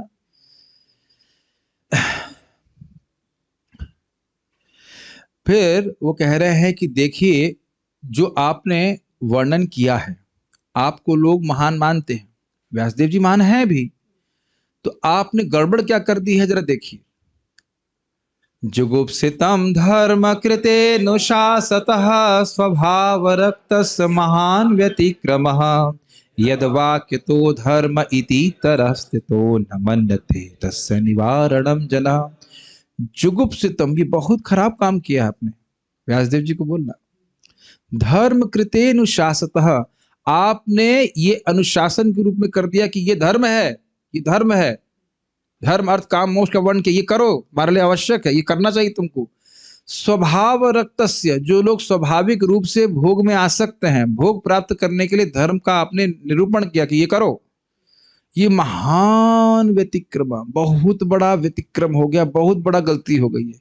क्यों, यद वाक्य तो धर्म इति, ये इन वाक्यों को ही धर्म मानेंगे, धर्म इति यही धर्म है, बस धर्म करो जिससे अर्थ की प्राप्ति हो, अर्थ से काम की प्राप्ति हो, फिर उसके बाद फिर धर्म करो, यही कहेंगे, वैसे तो कुछ नहीं है। और आपको याद हो उसमें बोला गया था कि भाई ये ब्रह्मचारी सन्यासी कौन बने, जो अंधे हैं, जो अंधे हैं, लूले हैं, लंगड़े हैं, लड़का पास नहीं हुआ, 10वीं में 10 बार फेल हुआ, तो जाओ भाई ब्रह्मचारी बन जाओ। बाबा बन जाओ, ऐसा होता है ना। और वो भी नहीं बन पाते, लेकिन वैसे बोल रहे हैं प्राय लोग जो है ऐसा कहते हैं कि मुझे से बोलते हैं आप आईआईटी से पास आउट होकर के आप ब्रह्मचारी बन गए, ऐसा लग रहा है कि जीवन व्यर्थ कर रहे हैं अपना। इतरह स्थित, इतरह मतलब ये जन जो लोग भगवान की भक्ति में नहीं है उनको बोल रहे हैं। न मन्नते तस्य निवारणम जना, अरे आप भी बोलेंगे तो मानने वाले नहीं है, आपने बड़ा गड़बड़ कर दिया है, ठीक है। कहेंगे नहीं नहीं नहीं बस यही धर्म है, भोग करो और कुछ नहीं। उसका व्याख्या भी हम लोग वहां पे किए थे। तो अब कह रहे हैं, मान लीजिए व्यासदेव कहे कि भाई जब कोई सुनेगा ही नहीं तो वर्णन करने की जरूरत क्या है, सब लोग तो उसी धर्म में फंसे रहेंगे। तो कहते हैं ना, कुछ लोग ऐसे हैं जो भगवान की भक्ति को स्वीकार करेंगे, उनके लिए वर्णन कीजिए। विचक्षणो स्यार्हति वेदितुम विभोर अनंत पारस्य निवृत्तितः सुखम प्रवर्तमानस्य गुणैरनात्मनस् ततो भवान दर्शय चेष्टितम विभो। विचक्षणः स्यार अहर विचक्षणो अस्य अर्हति वेदितुम विभोर। तो जो विचक्षण है, जो देखने में समर्थ हैं, जो विद्वान हैं, वह तो निश्चित रूप से भगवान जो विभु हैं, जो सर्वसमर्थ है, उनको जानने में कि वो समर्थ है, वो समझ अर्हति मतलब होता है वो समझ पाते हैं। वेदितुम अर्हति, वो तो जो उनके जानने योग्य हैं, जो लोग विवेकशील हैं वे भगवान को जानना चाहते हैं। कैसे भगवान? अनंत पारस्य, अनंत पारस्य निवृत्त। अनंत पार का मतलब हो गया जो अनंत है, काल देश और क्या, देश काल और वस्तु अपरिछिन्न है, वो अनंत भगवान के का वर्णन आप कीजिए, उनको जानने के योग्य। कैसे? निवृत्तितः सुखम, जो अत्यंत आध्यात्मिक सुख में स्थित है। प्रवर्त, हाँ ठीक है। तो जो लोग विचक्षण हैं वह तो भगवान को जानने के लिए समर्थ हैं, तो उनके लिए तो आप वर्णन कीजिए। कि दो तीन अर्थ मन में आ गए तो मैं सोचता था कौन सा अर्थ लूं। लेकिन प्रवर्तमानस गुणैर, जो प्रकृति के गुणों के द्वारा प्रवर्तमान है, इंगेज्ड हैं, रजोगुण तमोगुण सतोगुण के द्वारा भोगों में फंसे हुए हैं, लिप्त हैं, उनके लिए भी। और अनात्मनः मतलब आत्मा को बिल्कुल भूले हुए हैं कि मैं आत्मा हूं, उससे कोई मतलब नहीं है। ततो भवान दर्शया, उनको भी आप दर्शाइए, उनके लिए भी, उनके कल्याण के लिए भी दर्शाइए। चेष्टतम विभो, उन भगवान, उन सर्वसमर्थ भगवान की चेष्टा को। एक अर्थ था, और दूसरा अर्थ था कि वे भगवान जो अभी भी प्रवर्तमान है। भगवान कृष्ण अभी भी है कि नहीं?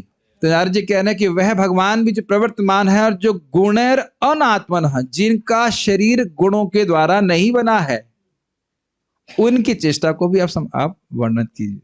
दो अर्थ वहां पे लिए थे इस प्रकार से। तो कुछ लोग हैं जो आपकी बात स्वीकार करेंगे, तो आप भगवान की कथा का वर्णन कीजिए।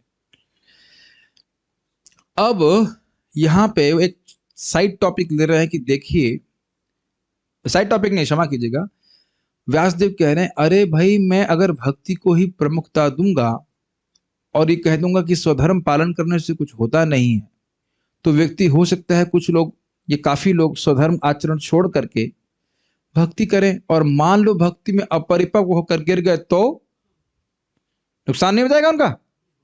तो इस पे नारद जी कह रहे हैं, त्यक्त्वा स्वधर्मं चरणाम्बुजं हरेर भजन अपक्वोऽथपते ततो यदि यत्र क्वा भद्रमभूतमुष्य किं कोवार्थ आप्तो भजताम स्वधर्मतः। तो बड़ा स्पष्ट है, भक्त लोग समझ, मतलब जो रेगुलर डिवोटी हो तो समझ ही रहे। त्यक्त्वा स्वधर्मं चरणाम्बुजं हरेर, अपने स्वधर्म को छोड़ करके व्यक्ति यदि भगवान हरि के चरण कमलों का आश्रय लेता है और भजन अपक्वोत्थ, भजन में अपरिपक्व होने के कारण, अथा इसलिए पतन हो जाता है उसका। यदि, यदि मतलब ऐसा नहीं है कि हर व्यक्ति जो अपरिपक्व है उसका पतन ही हो जाता है, लेकिन गलत संग के कारण मान लीजिए उसका पतन हो जाता है। यत्र क्वावा अभद्रम, उसका क्या अभद्र हुआ? इस प्रश्न का अर्थ समझ ही रहे होंगे, मतलब कोई अभद्र नहीं हुआ, ठीक। अभूत मतलब उस व्यक्ति का, अमुष्य। किम, किम वो अर्थ आप्त, और उसको क्या अर्थ प्राप्त हुआ? अभजताम स्वधर्मतः, जो भगवान का भजन नहीं किया और स्वधर्म का खूब आचरण किया। चारी वर्णाश्रमी आदि कृष्ण नाही भजे, स्वकर्म कौरीते से रौरव पड़ी मजे। बड़ा सुंदर श्लोक लगता है। कौन बोल रहा है? महाप्रभु। महाप्रभु वर्णाश्रम का पालन कर रहा है लेकिन भगवान का भजन नहीं करता है, तो अपने कर्म करते हुए भी नरक में गिरेगा। तो ये अब कोई कहे कि हम हैवी बोलते हैं, हम तो कुछ नहीं हैवी बोलते हैं। हम तो जो बोलते हैं, जो हैवी हैवी लोगों ने संपूर्ण रूप से हैवी जो महाप्रभु हैं उनकी बात को खाली रख रहे हैं, समझ रहे हैं। और इसकी व्याख्या भी की गई थी कि स्वधर्म का खूब आचरण भी कर ले तब भी भक्ति का संस्कार नहीं प्राप्त हो सकता। और भक्ति का संस्कार केवल भक्ति के द्वारा ही प्राप्त होता है एक, और किसी भी वस्तु से नष्ट नहीं हो सकता। बाद में वो भक्त फिर से भक्ति में ही आएगा। तो इसीलिए कह रहे हैं, उसके बाद नारद जी कह रहे हैं कि व्यासदेव जी सारा सार ये है कि व्यक्ति को IIT, MBBS, company secretary, CA, railway के एग्जाम, उसके लिए ही प्रयास करना चाहिए। सार तो यही है। अरे अब तो अच्छी बातें बोल रहा हूं तब भी मना कर रहे हो आप लोग। अरे कहीं तो सपोर्ट दो हमको भाई, कैसे चलेगा? कुछ पॉपुलैरिटी भी तो चाहिए। नहीं तो देखिए क्या बोल रहे हैं, क्योंकि भगवान की भक्ति करने में अगर कोई गिर भी जाता है, पतन भी हो जाता है, तब भी उसका कोई नुकसान नहीं है। इसलिए, और यह कर्म करने से प्राप्त नहीं होती है, इसलिए तस्यैव हेतुः प्रयते तको विदो न लभ्यते यद भ्रमताम पर्यदः तल्लभ्यते दुख वदन्यतः सुखम कालेन सर्वत्र गभीर रहसा। तस्यैव हेतु, केवल उसी के हेतु, उसी के लिए प्रयास करना चाहिए। प्रयतेत कोविद, अगर कोई कोविद है, बुद्धिमान है, तो केवल उसी के लिए प्रयास करेगा। न लभ्यते यद भ्रमताम परिधा, ब्रह्मलोक पर्यंत, ब्रह्मलोक से लेकर के पाताल लोक में भ्रमण करते हुए जो उसको प्राप्त नहीं, वो क्या चीज है? भगवान श्री कृष्ण की भक्ति। उसके लिए प्रयास करना पड़ेगा। क्यों भाई? भौतिक सुख के लिए प्रयास नहीं करना पड़ेगा? कहते ना, तल्लभ्यते दुख वदन्यतः सुखम। ये जो भौतिक सुख हैं, जो शुकर कुकर योनि में भी प्राप्त होते हैं, वो तो वैसे प्राप्त हो जाएंगे जैसे दुखवत। दुखों के लिए तो प्रार्थना नहीं करता। मैं एक भक्त को बोल रहा था, कह रहे थे क्यों मैंने कोई मंगल आरती क्यों नहीं आए? अरे सर दर्द कर रहा था। हमने कहा ठीक है, सर दर्द के लिए आपने कितनी प्रार्थना करी? कहते कुछ भी नहीं। तो जिस प्रकार से सर दर्द के लिए, बीमारी के लिए हम कोई प्रार्थना नहीं करते और वो आता है कभी कभी, तो निराकरण करने पे भी ये जाता नहीं है। प्रयास करते हैं कि चला जाए, नहीं जाता है कि नहीं? उसी प्रकार से कर्मानुसार हमारे भौतिक सुख भी आएंगे। कभी कभी आप कुछ भी नहीं सोचते हो तो बहुत सुंदर प्रसाद मिल जाता है खाने को। प्रसाद तो खैर भगवान की कृपा है, मैं खाली बोल रहा हूँ। सामान्यतः बड़ा कहीं जाते सम्मान मिलता है, अच्छे लोग मिल जाते हैं, है कि नहीं? कभी कभी आप लोग सोचते हैं कि ये रिश्तेदार हमको दुख क्यों दिए? आप लोग के जीवन में कभी ऐसा हुआ है कि रिश्तेदारों ने बहुत दुख दिया है ना समुद्र प्रभु? जानते हैं कभी कभी रिश्तेदार जान से भी मारने के लिए लग जाते हैं। कभी ऐसा नहीं हुआ आप लोग को? ऐसे भोले भाले बैठे हो, जैसे लग रहा है कि आप लोग भौतिक जगत में कभी रहे ही नहीं है? होता ही रहता है। रिश्तेदार सुख देने वाले हों, उसमें आश्चर्य करना चाहिए। मैं भौतिकतावादियों की बात कर रहा हूं, मैं भक्तों की बात नहीं कर रहा। तो क्या है, जिस प्रकार से व्यक्ति बिना प्रार्थना के दुख प्राप्त करता है, उसी प्रकार से भौतिक सुख भी काले न तो अपने आप प्राप्त होगा। कैसे? काले न सर्वत्र गभीर रहसा, काल के प्रभाव से प्राप्त होगा। मैं व्याख्या किया था ना, कोई व्यक्ति दोस्त होता है, दुश्मन बन जाता है। तो कहेंगे अरे ऐसा हो रहा है तो लोग देख क्यों नहीं पा रहे हैं? भौतिक सुख के लिए प्रयास क्यों कर रहे हैं? तो कह रहे हैं कि गभीर रहसा, काल की जो प्रभाव है इतना गंभीर है कि लोग समझ नहीं पा रहे कि काल के प्रभाव से ही मुझे सुख और दुख प्राप्त हो रहा है, मेरे कर्मों की वजह से भी, और इसमें मेरा कोई नियंत्रण भी नहीं है। सही है। अभी आज एक भक्त माता जी पूछ रही थी, प्रभु जी वो कथा बता रहे थे कि आप वो भीम ने मारा उस बृकासुर को, बकासुर को मारा, और फिर अर्जुन ने एक बाण छोड़ दिया था जो नाग रूप में था, उस नाग का क्या हुआ? तो मैंने कहा उस नाग का क्या हुआ वो आप मैं बाद में बताऊंगा, पहले ये बताइए कि आपकी मंगल आरती का क्या हुआ। समझ रहे हैं? फिर मैं दया आ गई, बोलने प्रभु जी बहुत बीमार हूँ, ये है वो है। तो बताइए, बीमारी के लिए तो प्रार्थना नहीं कर रहे, बल्कि खूब प्रयास चल रहा है कि बीमारी हट जाए, लेकिन नहीं हट रही है ना माता जी? हमारे अभी भक्त थे बीच में बहुत बीमार हुए थे, हमने भगवान से राधा श्याम से प्रार्थना करी थी, नहीं भगवान मैं भी कोविड होना चाहती हूँ, इज इट नॉट? लेकिन कोविड पकड़ लेता है। अब तो कोविड हो गए होंगे, ठीक है। कोविद ड नहीं, कोविद मतलब जो जानने वाला है, अच्छे से जानने वाला है, उस जगत को, स्वरूप को समझ रहा है, मैं केवल उसी वस्तु के लिए प्रयास करेगा। देखिए श्लोक तो हम सुन लेते हैं, लेकिन जीवन पे प्रयास, जीवन में घटित करके देखिए तब कितना होगा। कभी समझ लीजिए कि भगवान की भक्ति के लिए प्रयास करेंगे, आप कभी नहीं रोने वाले। रोने का समझ रहे हैं, कभी आपको मलाल, मलाल समझते, मलाल, पछतावा नहीं हो कि मैंने भक्ति करी, कभी नहीं हो सकता। इतने सुंदर इसके प्रभाव हैं, इतना सुंदर स्वरूप है इसका। प्रभुपाद जी इस बात को बोलते हैं, जिसने एक बार जप करके, भक्ति करके अपने हृदय को शुद्ध कर लिया है, वो जीवन का आनंद अनुभव कर सकता है। खोला बच्चा सीधर एग्जाम्पल है प्रहलाद महाराज ने, जो भी एक बार वन टाइम डाउन पेमेंट कर दीजिए, बस एक टाइम पेमेंट कर लीजिए। बाकी जगह तो देखिए हम धोखे ही खा रहे हैं, केवल माया केवल धोखा दे रही है, ठीक है। तो नारद जी इस प्रकार से कह रहे हैं, तो कह रहे हैं भक्ति के लिए प्रयास करना चाहिए। अच्छा गिरा तो गिरा, अब इसको सिंहावलोकन न्याय से, जो बात पहले कह रहे थे कि भक्ति से गिरने वाले व्यक्ति को भी कोई नुकसान नहीं होता है, वही फिर सिंहावलोकन न्याय, मतलब सिंह आगे चलता है पीछे दिखता है। तो फिर से उसी बात को नारद जी कह रहे हैं। मैं बहुत प्रसन्न हूं कि भगवान मुझे स्मृति दे रहे हैं जो मैंने पढ़ाया है। न वै जनो जातु कथंचना व्रजेन मुकुंद सेव्यन्य वदंग संस्कृतिम स्मरन मुकुंदाग्रीपगुहनम पुनर विहातुम छेन रसग्रहो जनः। बहुत सुंदर श्लोक लगता है। न वै जनो जातु कथंचना व्रजेन, वो व्यक्ति जो भगवान की शरण लिया है, अपरिपक्व रह के गिर भी गया, वह भी कभी गिरता नहीं है अगर वह मुकुंद का सेवा किया है, जो मुक्ति प्रदान करने वाले। कैसे? अन्यवद, अन्यवद मतलब कर्मियों की तरह, ज्ञानियों की तरह नहीं गिरता है।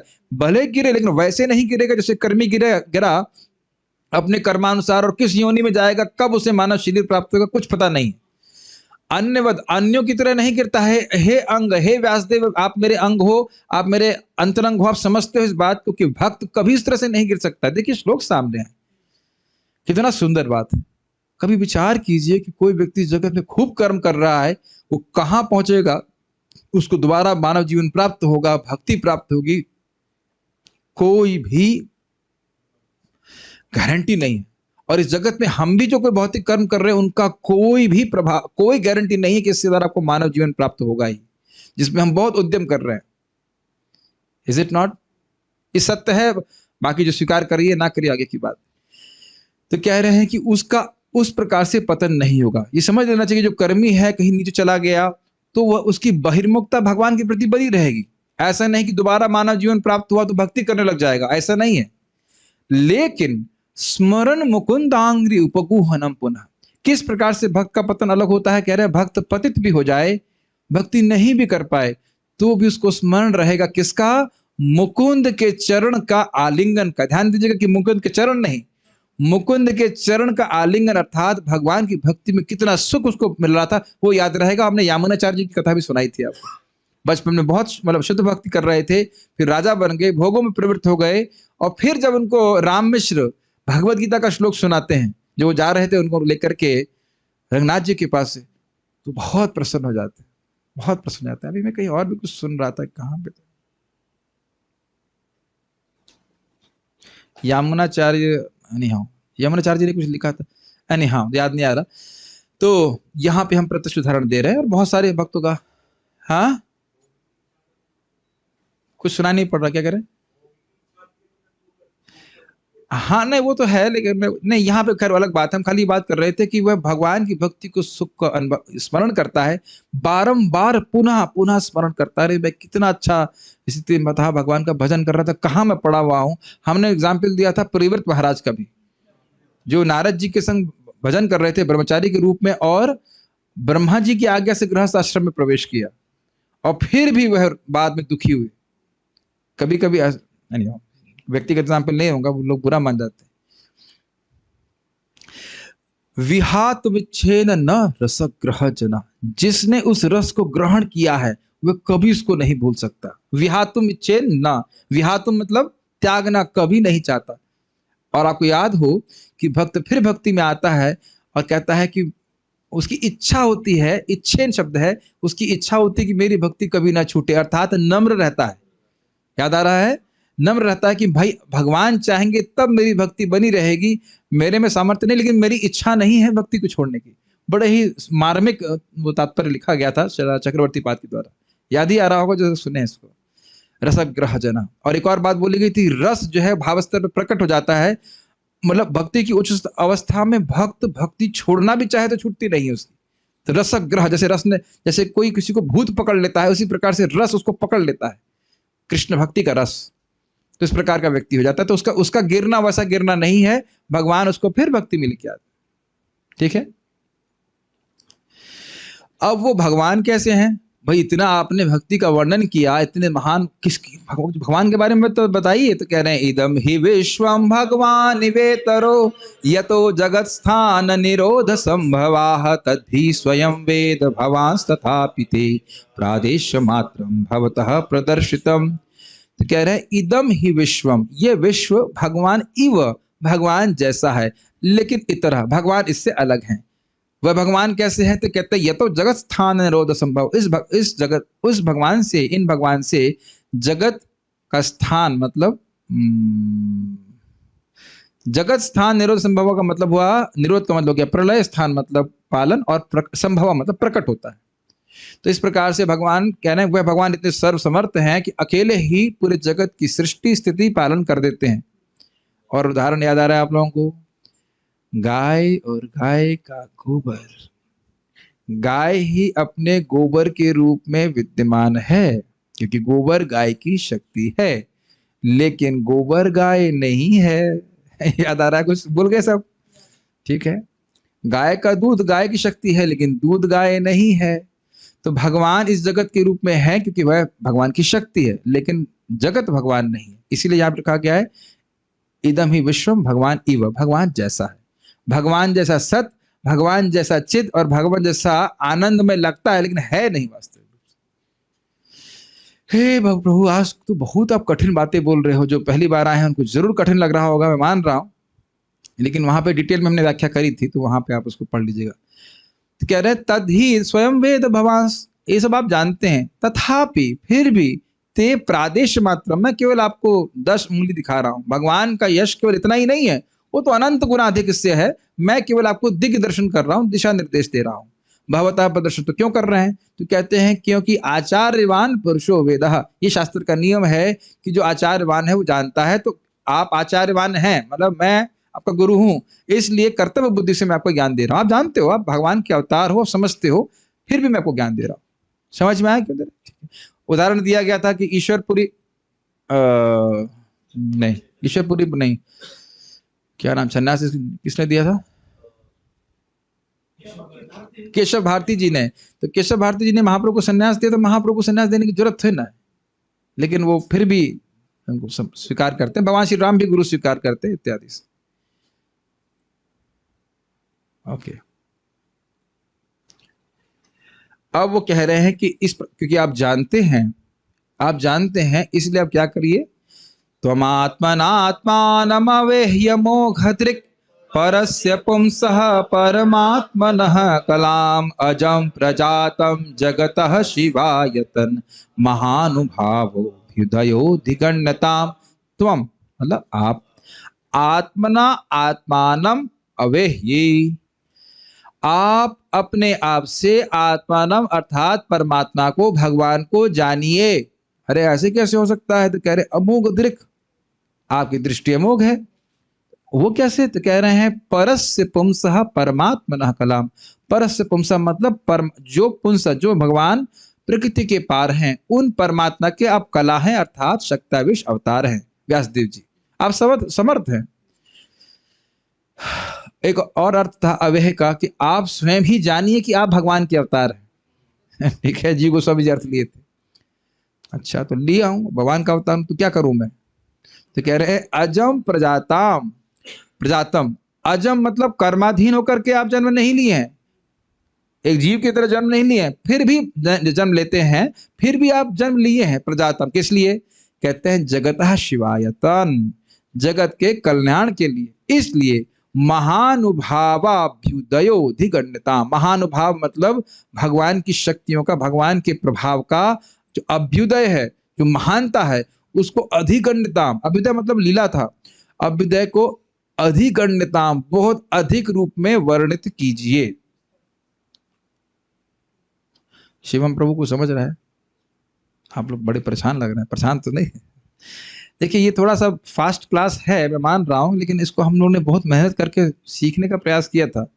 आप बार बार देखिएगा कि अगर आप एक एक श्लोक को ठीक से समझे हैं, और जैसे बोला था कि पहले सुनिए फिर पढ़िए, तो फिर आपके मन में कुछ छपा रहेगा। जैसे मैं देख रहा हूँ कि स्टूडेंट्स को कोई कठिनाई नहीं हो रही, लोग रेगुलरली आए हैं, उम्मीद है कि कठिनाई नहीं हो रही होगी। और अगर इस प्रकार से आप नियमित रूप से श्रवण करेंगे एक श्लोक, तो रिवीजन करने में कोई कठिनाई नहीं होगी। क्रैश कोर्स कर रहे हैं, थोड़ा सा आज लंबा होगा, लेकिन अंत में परायण नहीं है, अंत में मिठास है, रसमालयम जिसमें न छिलका है न गुठली है केवल पिबत खादत कर रहा है। ओहो, ठीक है ठीक है। आज का बर्थडे आपका? ठीक, अच्छा, आज का पेरेंट्स डे। उसके बाद कह रहे हैं कि देखिए, इसी से आपकी काव्य रचना को पूर्णता प्राप्त होगी। सभी के कर्मों को भगवान के गुणानुवाद में ही उपयोग करना चाहिए। तो इसीलिए कह रहे हैं, इदम हि पुंसस्तपसः श्रुतस्य वा स्विष्टस्य सूक्तस्य च बुद्धि दत्तयो अविच्यतो अर्थ कविभिर निरूपितो यदुत्तम श्लोक गुणानुवर्णनम। इदम ही, यही, इदम मतलब यह, और ही मतलब यही, पुंसः मतलब इंसानों की, तपस्या, तपस्या मतलब जो तपस्या कर रहे हैं, श्रुतस्या वेद पढ़ रहे हैं, वो तो पढ़ते नहीं आजकल, लेकिन मान लो वेद पढ़े तो, स्विष्टस्या मतलब यज्ञ करना, ये देखा ना, सुक्तस्या मतलब पढ़ाना, बुद्धि दत्तयो, दत्तयो मतलब दान देना, और बुद्धि मतलब बुद्धि का। अविच्युत अर्थ, तात्पर्य, अविच्युत मतलब च्युत मतलब अलग, विच्युत मतलब बढ़िया से अलग, और अविच्युत मतलब अमोघ अर्थ, अच्छा अर्थ, सही अर्थ, प्रयोजन, तात्पर्य है, जो कविभिर निरूपित, बुद्धिमानों के द्वारा निरूपित किया गया, कंक्लूड किया गया है, जिसके द्वारा उत्तम श्लोक गुणानुवर्णनम, जिसके द्वारा भगवान उत्तम श्लोक, जिनका वर्णन उत्तम श्लोकों में उत्तम व्यक्तियों के द्वारा किया जाता है, जिससे व्यक्ति तम से उत्तम हो जाता है। ये तीन अर्थ उत्तम श्लोक के हैं। एक लाइन बोलने का प्रयास किया। उत्तम श्लोक के गुणों का अनुवर्णन, बारंबार वर्णन किया जाए। तो आप समझ रहे हैं कि भक्ति में सबसे महत्वपूर्ण क्या है? भगवान के गुणों का, यश का श्रवण और कीर्तन करना। और हमने श्लोक भी कोट किया था, क्या था श्लोक वो? तपंति तापे यजंति यागय पतंति पर वदंति वादय पतंति पर्वताद। ऐसे करके खूब तपस्या कर लो, पर्वतों से कूद जाओ, ये बहुत सारे यज्ञ कर लो, खूब दान तपस्या कर लो, खूब घूम लो तीर्थों में, लेकिन बिना नैव हरिम तरंती मृतम तरंती, बिना हरि की शरण लिए व्यक्ति मृत्यु को नहीं तर सकता। और एक प्रसिद्ध श्लोक भी कोट किया गया था, आराध्यो यदि हरि तपस्या तथा क्यों। जब भगवान का भजन कर रहे हो तो तपस्या क्यों कर रहे हो? क्यों कर रहे हैं तपस्या, बताइए। एक टाइम खा के मरने की जरूरत नहीं है, 2 टाइम खाइए, शक्ति संपन्न रहिए, कोई तपस्या करने की जरूरत नहीं। और नाराध्यो यदि हरि तपस्या, अरे भगवान का भजन नहीं कर रहे तो तुम बगल में 70 अग्नि जला के बैठे हो जून में, क्या प्रयोजन है? अंतर बहिर यदि हरि तपस्या तथा किम, अंतर बहिर अगर आपको हरि दिख रहे हैं, है ना रूपनगो प्रभु, आप आज 300 रुपये जमा कीजिएगा रूम का किराया। एक बार एक व्यक्ति मुझे मैसेज की टेलीग्राम में, प्रभु जी आज क्लास नहीं है क्या? 8 बजे क्लास तो समाप्त हो गया। सारा दर्शन आज ही करके आए हैं आप, बाजी आए तो आज ही। अब मेहमानों का स्वागत डांट टपट से होना चाहिए। हमें क्या पता था कि मेहमानों को डांट टपट पसंद है? यहाँ के मेहमान ऐसे नहीं है, मेहमान आए हैं तो कथा में आना चाहिए। आज रिविजन किया, सारा सबको समाप्त हो गया, नहीं डांटेंगे, छोड़ो, आज मूड अच्छा है, कोई बात नहीं।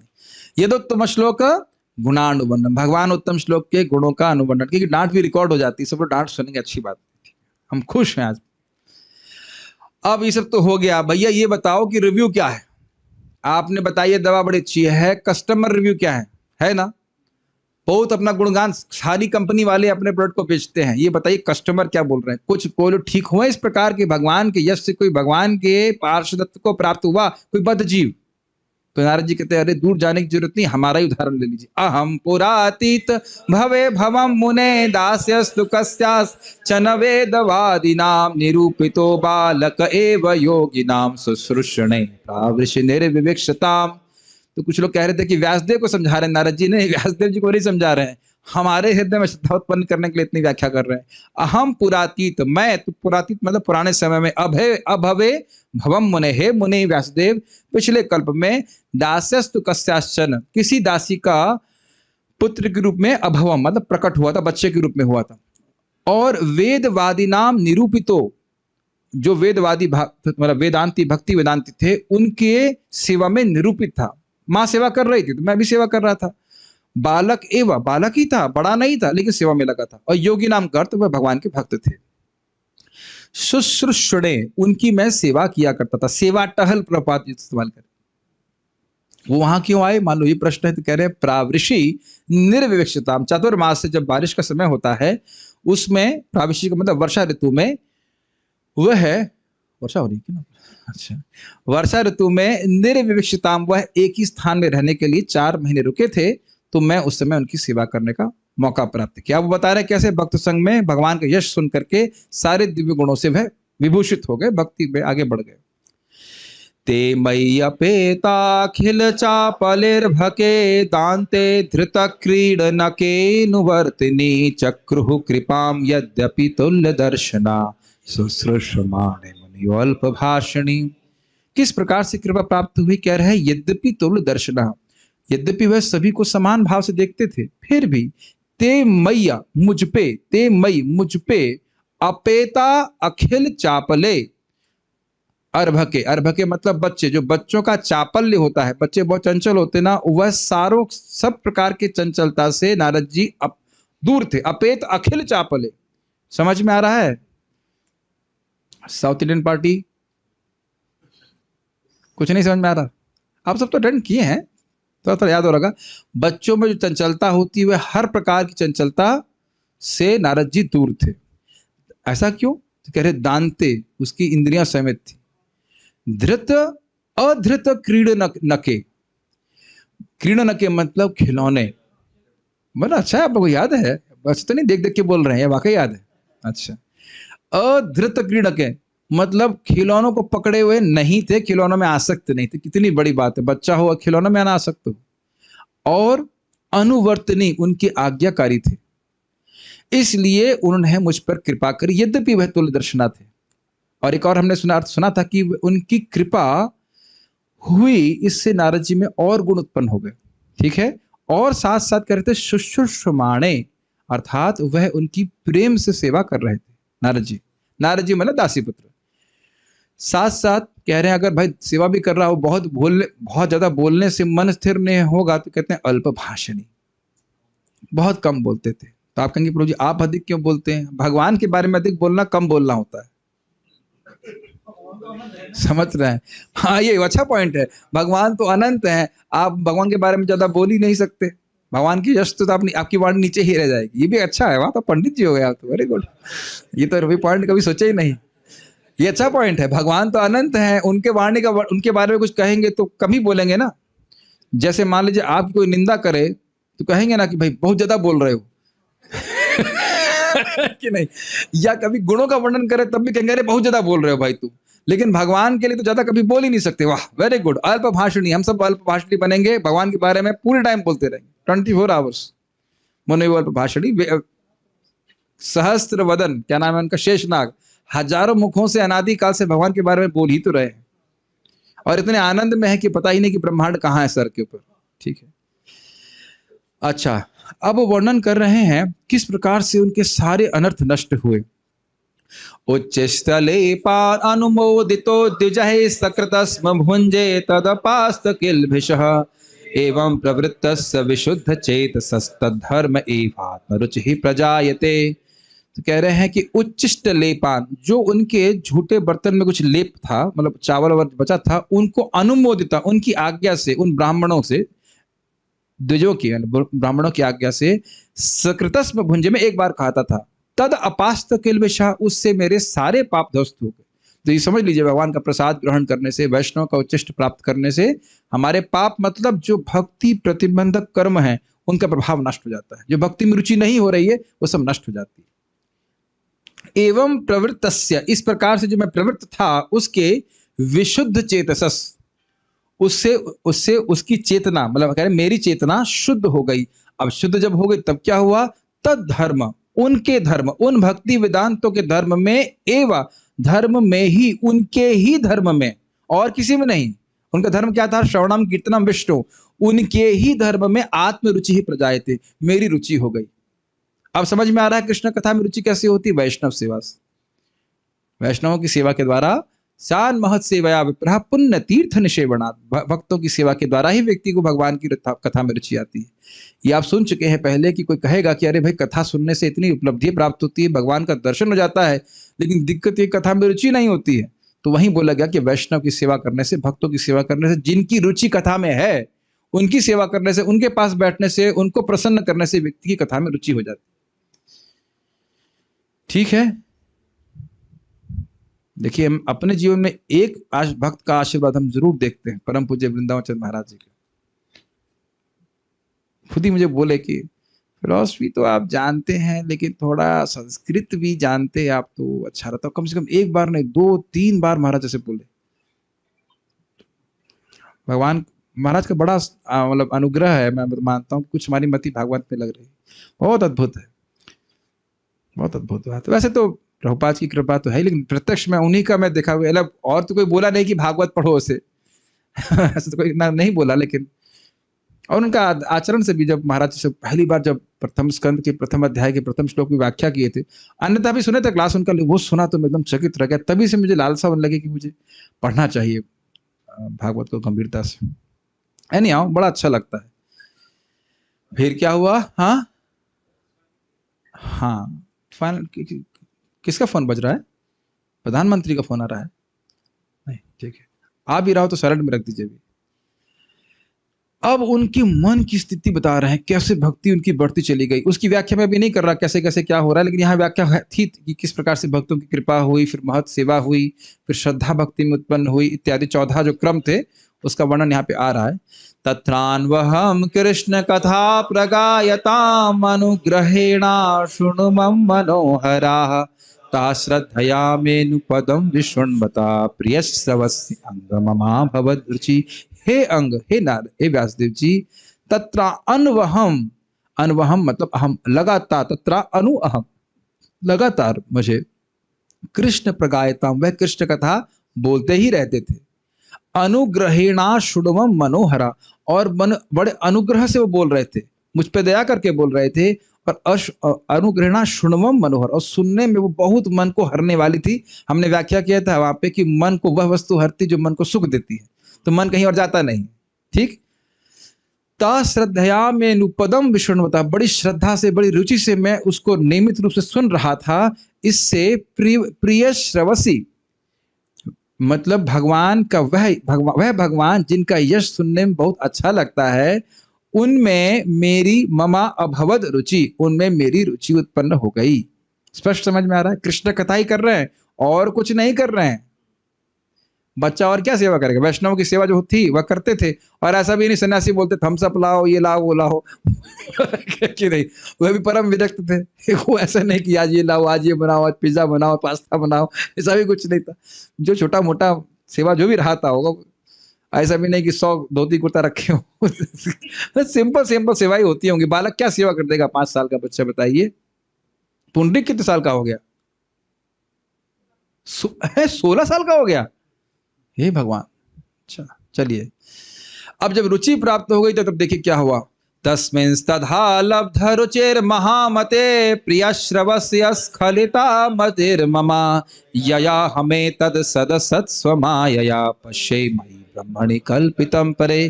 तस्मिंस्तधा, जब उन भगवान में मेरी लब्ध रुचि, मुझे रुचि प्राप्त हो गई, हे महामते, हे महामुनि व्यासदेव, तब प्रिय श्रवसी, उन भगवान में जिनकी कीर्ति बड़ी सुनने में अच्छी लगती है, उनमें अस्खलिता मतिर हो गई मेरी, मम मतलब मेरी, अस्खलिता मतलब फिसल नहीं रही थी। अभी हम भगवान का स्मरण करने का प्रयास करते हैं और मति फिसल जाती है, जुप नीचे से। देखा है बच्चों का वो फिसल पट्टी, बस बस अब समझ गए ना फिसलने का मतलब क्या है। खेली हो आप सुभद्रा कभी फिसल पट्टी के ऊपर? नहीं खिलाया पिताजी ने? अरे पिताजी बड़े स्ट्रिक्ट हैं आपके। गोमाता में ऐसे गौशाला में पीछे है, कभी बच्चों को खिलवा सकते हैं। फिसल गए मतलब ऊपर से नीचे या धड़ाम से नीचे गिर गए। तो कह रहे ऐसी मति नहीं, अस्खलिता मतलब एकदम भगवान में मति जा रही थी। यानी आपको याद आ रहा है कि पहले मन और नेत्र भगवान में नहीं लग पाते थे, अब जा भी नहीं रहे थे कहीं, वहीं पे जा रहे हैं भगवान में, वो अनुभव कर रहे थे। उससे क्या हुआ? कह रहे यया, इसके द्वारा, ऐसी इसका अस्खलित मति के द्वारा मैंने देखा, अहम अहम एतद सद असत, ये स्थूल और सूक्ष्म शरीर, ये देख रहे हैं स्थूल शरीर और मन और बुद्धि और अहंकार से जो हमारा सूक्ष्म शरीर बना है, जो स्वयं आया अपने ही अज्ञान के कारण मैं अपने में कल्पितम, मैं मान रहा था कि ये मुझ में है, मतलब मैं हूं ये मैं इससे अपने आप को अलग देख पाया, एक अर्थ। और दूसरा ये भी देखा कि मैं समझ पाया कि मैं यानी आत्मा के रूप में मैं और भगवान दोनों ही इससे परे हैं, ये अर्थ थे। मतलब ये भाव स्तर का वर्णन था, रति का स्तर जिसमें भगवान में मति सहज जाती है। तो जैसे जैसे भगवान में रुचि बढ़ती जाती है, व्यक्ति को आत्म साक्षात्कार प्राप्त होता रहता है। थक गए क्या आप लोग? थक भी गए हो तो कोई बात नहीं, आज हम उसको पूरा करके ही रुकेंगे। 4 महीनों में क्या प्राप्त हुआ देखिए। थम शरत प्रावृशिका व्रतु हरेर विष्णुवतो में नुसवम यशो मलम संकीर्त्यमानम मुनभीर महात्मभीर भक्ति ही प्रवृत्तात्म रजस्तमोपहा। इत्थम, इस प्रकार शरत प्रावृषि, शरत ऋतु और वर्षा ऋतु, इन 2 ऋतु में 4 महीना में हरे विष्णुवतो में अनुसवम, अनुसवम मतलब सुबह दोपहर शाम 3 टाइम लगातार भगवान का श्रवण करते रहे। यशो अमलम संकीर्तमानम, जो भगवान का अमल यश है, जो पवित्र करने वाला है, उसको संकीर्तन करने वाले मुनि भी महात्मा भी के द्वारा, यानी कि मुनियों के द्वारा, जो महात्मा थे उनके द्वारा भगवान का यश सुनता ही रहा। उसके द्वारा भक्ति प्रवृत्त आत्म रजस्त मोहा, अब यहाँ प्रेम भक्ति का वर्णन है, भगवान की प्रेम भक्ति प्राप्त हो गई और इस कारण से रजोगुण तमोगुण पूरी तरह से नष्ट हो गया। वेरी गुड, कंफर्म्ड, ठीक। तस्यैवं मेनुरक्तस्य प्रश्रितस्य हतैन सह श्रद्धानस्य बालस्य दान्तस्यानुचरस्य च। तस्य एवं, जो इस प्रकार का बालक था, में अनुरक्त स, जो उन साधुओं में आसक्त था। क्यों? क्योंकि वो कृष्ण कथा करते और उसे कथा बड़ी अच्छी लगती थी। प्रश्रितस्य, क्या अर्थ है इसका? हतैन सह का अर्थ था कि इसके सारे पाप नष्ट हो गए। प्रश्रितस्य का अर्थ क्या था जरा बताइए? बड़ा विनम्र, जहां तक मुझे अर्थ याद आ रहा है। श्रद्धा, हाँ, हम्बल, ओबीडियंट, हाँ, आज्ञाकारी था। श्रद्धानस्य, उनकी उसमें बड़ी श्रद्धा थी। बालक बहुत दीन था, छोटा बच्चा था। दांतस्य मतलब उसकी इंद्रियां संयमित थी और अनुचर मतलब उनका अनुगामी था। ऐसे बालक के ऊपर उन्होंने ज्ञान दिया। कौन सा ज्ञान दिया? भगवत ज्ञान, जो कि भगवान ने साक्षात बोला। ज्ञानम गुह्यतमं यत्तत् साक्षात् भगवतोदितम् अनववोचन गमिष्यन्तः कृपया दीनवत्सलः। उस गुह्यतम ज्ञान को दिया जो साक्षात भगवान ने कहा, मतलब भगवान कृष्ण ने अर्जुन को कहा, भगवान ने उद्धव जी को कहा और भगवान ने ब्रह्मा जी को कहा था, जिसके द्वारा भगवत साक्षात्कार होता है। शुद्ध भक्ति का, निर्गुण भक्ति का शुद्ध ज्ञान दिया। कब दिया? अनववोचन गमिष्यन्त, अनववोचन मतलब बोला जब वह अब जाने के लिए उत्सुक हो गए। 4 चतुर्मास पूरा हो गया, अब वो जाने के लिए उत्सुक हुए, तो कहे अब उसको कुछ ज्ञान, मतलब अब उसको दे देना चाहिए, कहीं धूमिल ना हो जाए उसका ज्ञान। क्यों दिया? तो कह रहे हैं कृपया दीन वत्सला, कृपा की क्योंकि वह दीनों के प्रति वत्सल थे। मैं दीन था, बालक था और मेरे गुणों का वर्णन पिछले श्लोक में हुआ था। पापों से रहित था, उनका अनुचर था, सेवा करता था, तो इसलिए उन्होंने मुझको ये ज्ञान दिया। तो उस ज्ञान से क्या हो गया भाई? तो कह रहे हैं ये नैवाहम भगवतो वासुदेवस्य भेदसः मायानुभावम अविदम ये न गच्छन्ति तत्पदम। ये नैव, उस ज्ञान के द्वारा ही, अहम मैं, भगवतो वासुदेवस्य वेदसः, भगवान वासुदेव के, जो कि जगत के विधाता हैं, जगत के सृष्टा हैं, उनकी मायानुभावम, उनकी शक्ति के प्रभाव को अविदम समझ गया। तो उससे क्या हो गया? तो कह रहे हैं ये न गच्छन्ति तत्पदम, जो व्यक्ति भगवान की शक्ति के प्रभाव को समझ जाता है वह उनके धाम को चला जाता है। बाकी सब ज्ञान से अब कहाँ जाते हैं हम तो संदेह है, लेकिन ये समझ लीजिए यहां तक बात हो गई। उसके बाद कह रहे हैं कि वह ज्ञान जिसके द्वारा तीनों तापों का निर्मूलन होता है वह भी उन्होंने दिया, ये सोचते हुए कि भाई यद्यपि उसकी जरूरत नारद जी को नहीं थी, यद्यपि दिया कि भाई बड़ा हो गए, कहीं उसके हृदय में इच्छा आ जाए कि मोक्ष कैसे प्राप्त होता है, दुख कैसे निवृत्त होता है, तो वह भी हम दे देते हैं।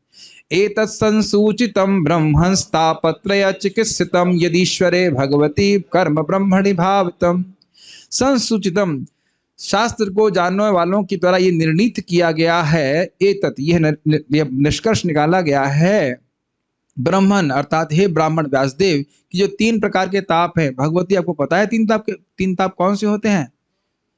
आपने सुना आदि भौतिक, हाँ वही आदि भौतिक, आध्यात्मिक, आदि दैविक, इनकी चिकित्सा हो जाती है। कैसे? यदीश्वरे भगवती कर्म ब्रह्मणि भावितम, जब व्यक्ति कर्मों को भगवान को, जो ब्रह्म है, जो ईश्वर है, जो परमात्मा है, उन्हीं को समर्पित करता है। कर्म, जिन कर्म से व्यक्ति को त्रिताप प्राप्त होते हैं, जगत में बंधन लगता है, उस कर्म को भगवान को समर्पित करने से व्यक्ति मुक्त हो जाता है। ये भक्ति के बारे में नहीं है सीधे सीधे, लेकिन तीनों तापों के निवारण की दवा है। इसके उसको भी वो जानने की कोई इच्छा हो तो दे दी उसको ज्ञान, ठीक है। अरे इसका समझ में नहीं आई, कैसे हो जाएगा? अभी कर्म से तो बंधन लगता है, कर्म से कैसे मुक्ति हो जाएगी? तो उसको दृष्टांत समझा रहे हैं। आमयो यस्य भूतानां जायते येन सुब्रत तदेवि आमयम द्रव्यम न पुनाति चिकित्सितम। आमयः यश्च भूतानाम, आमयः मतलब बीमारी, जिस चीज से भूतानाम जीवों की बीमारी होती है। जायते येन सुब्रता, हे सुंदर व्रतों का पालन करने वाले व्यासदेव, आप जानते हो कि जिस वस्तु से जीवों में, इंसानों में बीमारी होती है, तदेव ही आमयम द्रव्यम न पुनाति, उसी आमयम को, उसी बीमारी को वही द्रव्य यदि चिकित्सित कर दिया जाता है, मतलब वह वस्तु अगर कुछ दवाई से मिला दी जाती है तो वह उसको न पुनाती, वह उसको पुष्ट नहीं करती अपितु नष्ट करती है। उदाहरण किसी को याद है? दूध और दही, ठीक है, मट्ठा इत्यादि। दूध पीने से बहुत अधिक दस्त लगता है, लेकिन दूध से बनी हुई वस्तु है दही, उससे पेट ठीक हो जाता है। और दूध और हल्दी दूध को बोला गया था, दूध से कफ बढ़ता है, लेकिन हल्दी दूध से जो है कफ कम हो जाता है। ऐसे बहुत से उदाहरण, और होम्योपैथी का उदाहरण भी दिया गया था। हाँ, कोविड की वैक्सीन भी कोविड के वायरस से ही निकलती है। अरे समझ गए ना? अब तो समझ में आ ही गया होगा, सब बुद्धिमान है। उसी प्रकार से एवं नृणाम क्रिया योगः सर्वे संस्कृति हेतवा त एव आत्म विनाशाय कल्पन्ते कल्पितः परे। उसी प्रकार से दही दूध की तरह, उसी प्रकार से नृणाम इंसानों के द्वारा, मनुष्यों के द्वारा, क्रिया योगः सर्वे संस्कृति हेतवः, जो कर्म जगत में संस्कृति के हेतु बनते हैं, पुनः पुनः जन्म और मृत्यु के कारण बनते हैं, त एव वही कर्म आत्म विनाशाय, अपने ही कर्म बंधन के नाश के कारण बन जाते हैं, उसके लिए समर्थ हो जाते हैं। कल्पन्ते का मतलब है वही कर्म अपने को नष्ट करने में समर्थ हो जाते हैं। कल्पिता परे, परे अर्थात परमात्मा में, यदि वह कल्पिता अर्थात समर्पित होते हैं। समझ में आ गया? ठीक है। आप लोग देख रहे होंगे उस दिन जब पहले पढ़ा रहा हूँगा तो कुछ धारण शायद नहीं हो रहा होगा, अब जब रिवाइज कर रहा हूँ तो खटाखट खटाखट समझ में आ रहा है कि नहीं? यस। इसीलिए आंख से गड़ा करके श्लोक देखना ही बहुत जरूरी है। लाइव क्लास में ऐसा होता है, रिकॉर्डिंग सुनेंगे तो उतना नहीं समझ में आएगा, लेकिन आंख से आप देख रहे हैं श्लोक और व्याख्या की जा रही है तो उसकी छाप मन में अधिक पड़ती है। ठीक है। फिर वो कह रहे हैं कि न सिर्फ व्यक्ति तीनों तापों से मुक्त होगा जब कर्म भगवान को समर्पित किए जाते हैं, सारे कर्म, केवल कर्मयोग नहीं, तो उससे जो ज्ञान उत्पन्न होता है वह ज्ञान भक्ति योग से समन्वित होता है। क्योंकि कोई व्यक्ति प्रश्न कर सकता है, अरे ज्ञान से कर्म नष्ट होता है, कर्म से कर्म कैसे नष्ट होगा? तो कहते हैं नहीं, वह ज्ञान भी इस कर्म के अधीन होता है। मैंने एग्जाम्पल दिया था कि गर्भवती स्त्री के पेट में बच्चा होता है, कालांतर में बच्चा प्रकट हो जाता है, बच्चा बाहर नहीं दिख रहा है। तो उसी प्रकार से कोई व्यक्ति भगवान के लिए कर्म कर रहा है लेकिन हृदय में आत्मज्ञान प्रकट होता है। सब बातें समझ में आ रही हैं? और वह आत्मज्ञान केवल शुष्क नहीं होता है जिसमें भगवान की कोई भावना नहीं हो, पूरे समय तो वह भगवान को ही समर्पित रहा, तो भक्ति भी जागृत रहती है। जागृत हो जाती है, जागृत हो जाती है। यदत्र क्रियते कर्म भगवत परितोषणम ज्ञानम यत् अधीनम ही भक्ति योग समन्वितम।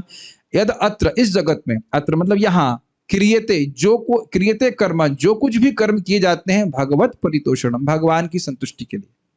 जैसे मान लीजिए भागवत हो रही है, तो उसमें कोई व्यक्ति मान लीजिए प्रसादी स्पॉन्सर कर दिया या और भी कुछ व्यवस्था बनाई, तो ये भगवान संतुष्ट होते कि नहीं? हम केवल आज के स्पॉन्सर को प्रेरणा देने के लिए नहीं बोल रहे हैं वो तो है ही, लेकिन इन सब कार्यों से भगवान संतुष्ट होते हैं। तो ज्ञानम यत्तद अधीनम, वह ज्ञान जो इस कर्म के अधीन है, मतलब अगर भगवान के लिए कर्म नहीं करेंगे तो ज्ञान नहीं प्रकट होगा। कुछ ग्रहण कर रहे हैं? ज्ञानम यत्तद अधीनम ही, वह आध्यात्मिक ज्ञान तो इस भगवत अर्पित कर्म के अधीन है, तो वह ज्ञान भी भक्ति योग समन्विता, भगवान की भक्ति से युक्त रहता है। अब वो कह रहे हैं कि कैसे होता है, भक्ति योग कैसे जागृत हो जाता है, भगवान को कर्म समर्पित करने से भक्ति योग कैसे जागृत होता है। तो कह रहे हैं कुर्माणा यत्र कर्माणि भगवत शिक्षया सकृत गृह्णन्ति गुण नामानि कृष्णस्यानुस्मरन्ति च। कुर्वाण यत्र कर्माणि, जहां जब वो लोग भगवान कृष्ण के लिए कर्म करते हैं, कैसे? भगवत शिक्षा असकृत, बारंबार लगातार जब भगवान की शिक्षा के अनुसार ही कर्म करते। कौन सी शिक्षा? यद करोषि यद अश्नासि यद जुहोसि ददासि यद तपस्यसि कौन्तेय तद कुरुष्व मदर्पणम्। तुम जो कुछ भी करो, कोई भी तपस्या करो, कुछ भी खाओ, कोई भी दान करो, तुम मेरे लिए ही करो, ऐसा करते हैं। तो गृह्णन्ति गुण नामानि, वह भगवान के गुण और नामों का उच्चारण करते हैं। कृष्णस्य अनुस्मरन्ति च, और भगवान कृष्ण का वह अनुस्मरण करते हैं, तो भक्ति तो जागृत हो ही जाएगी।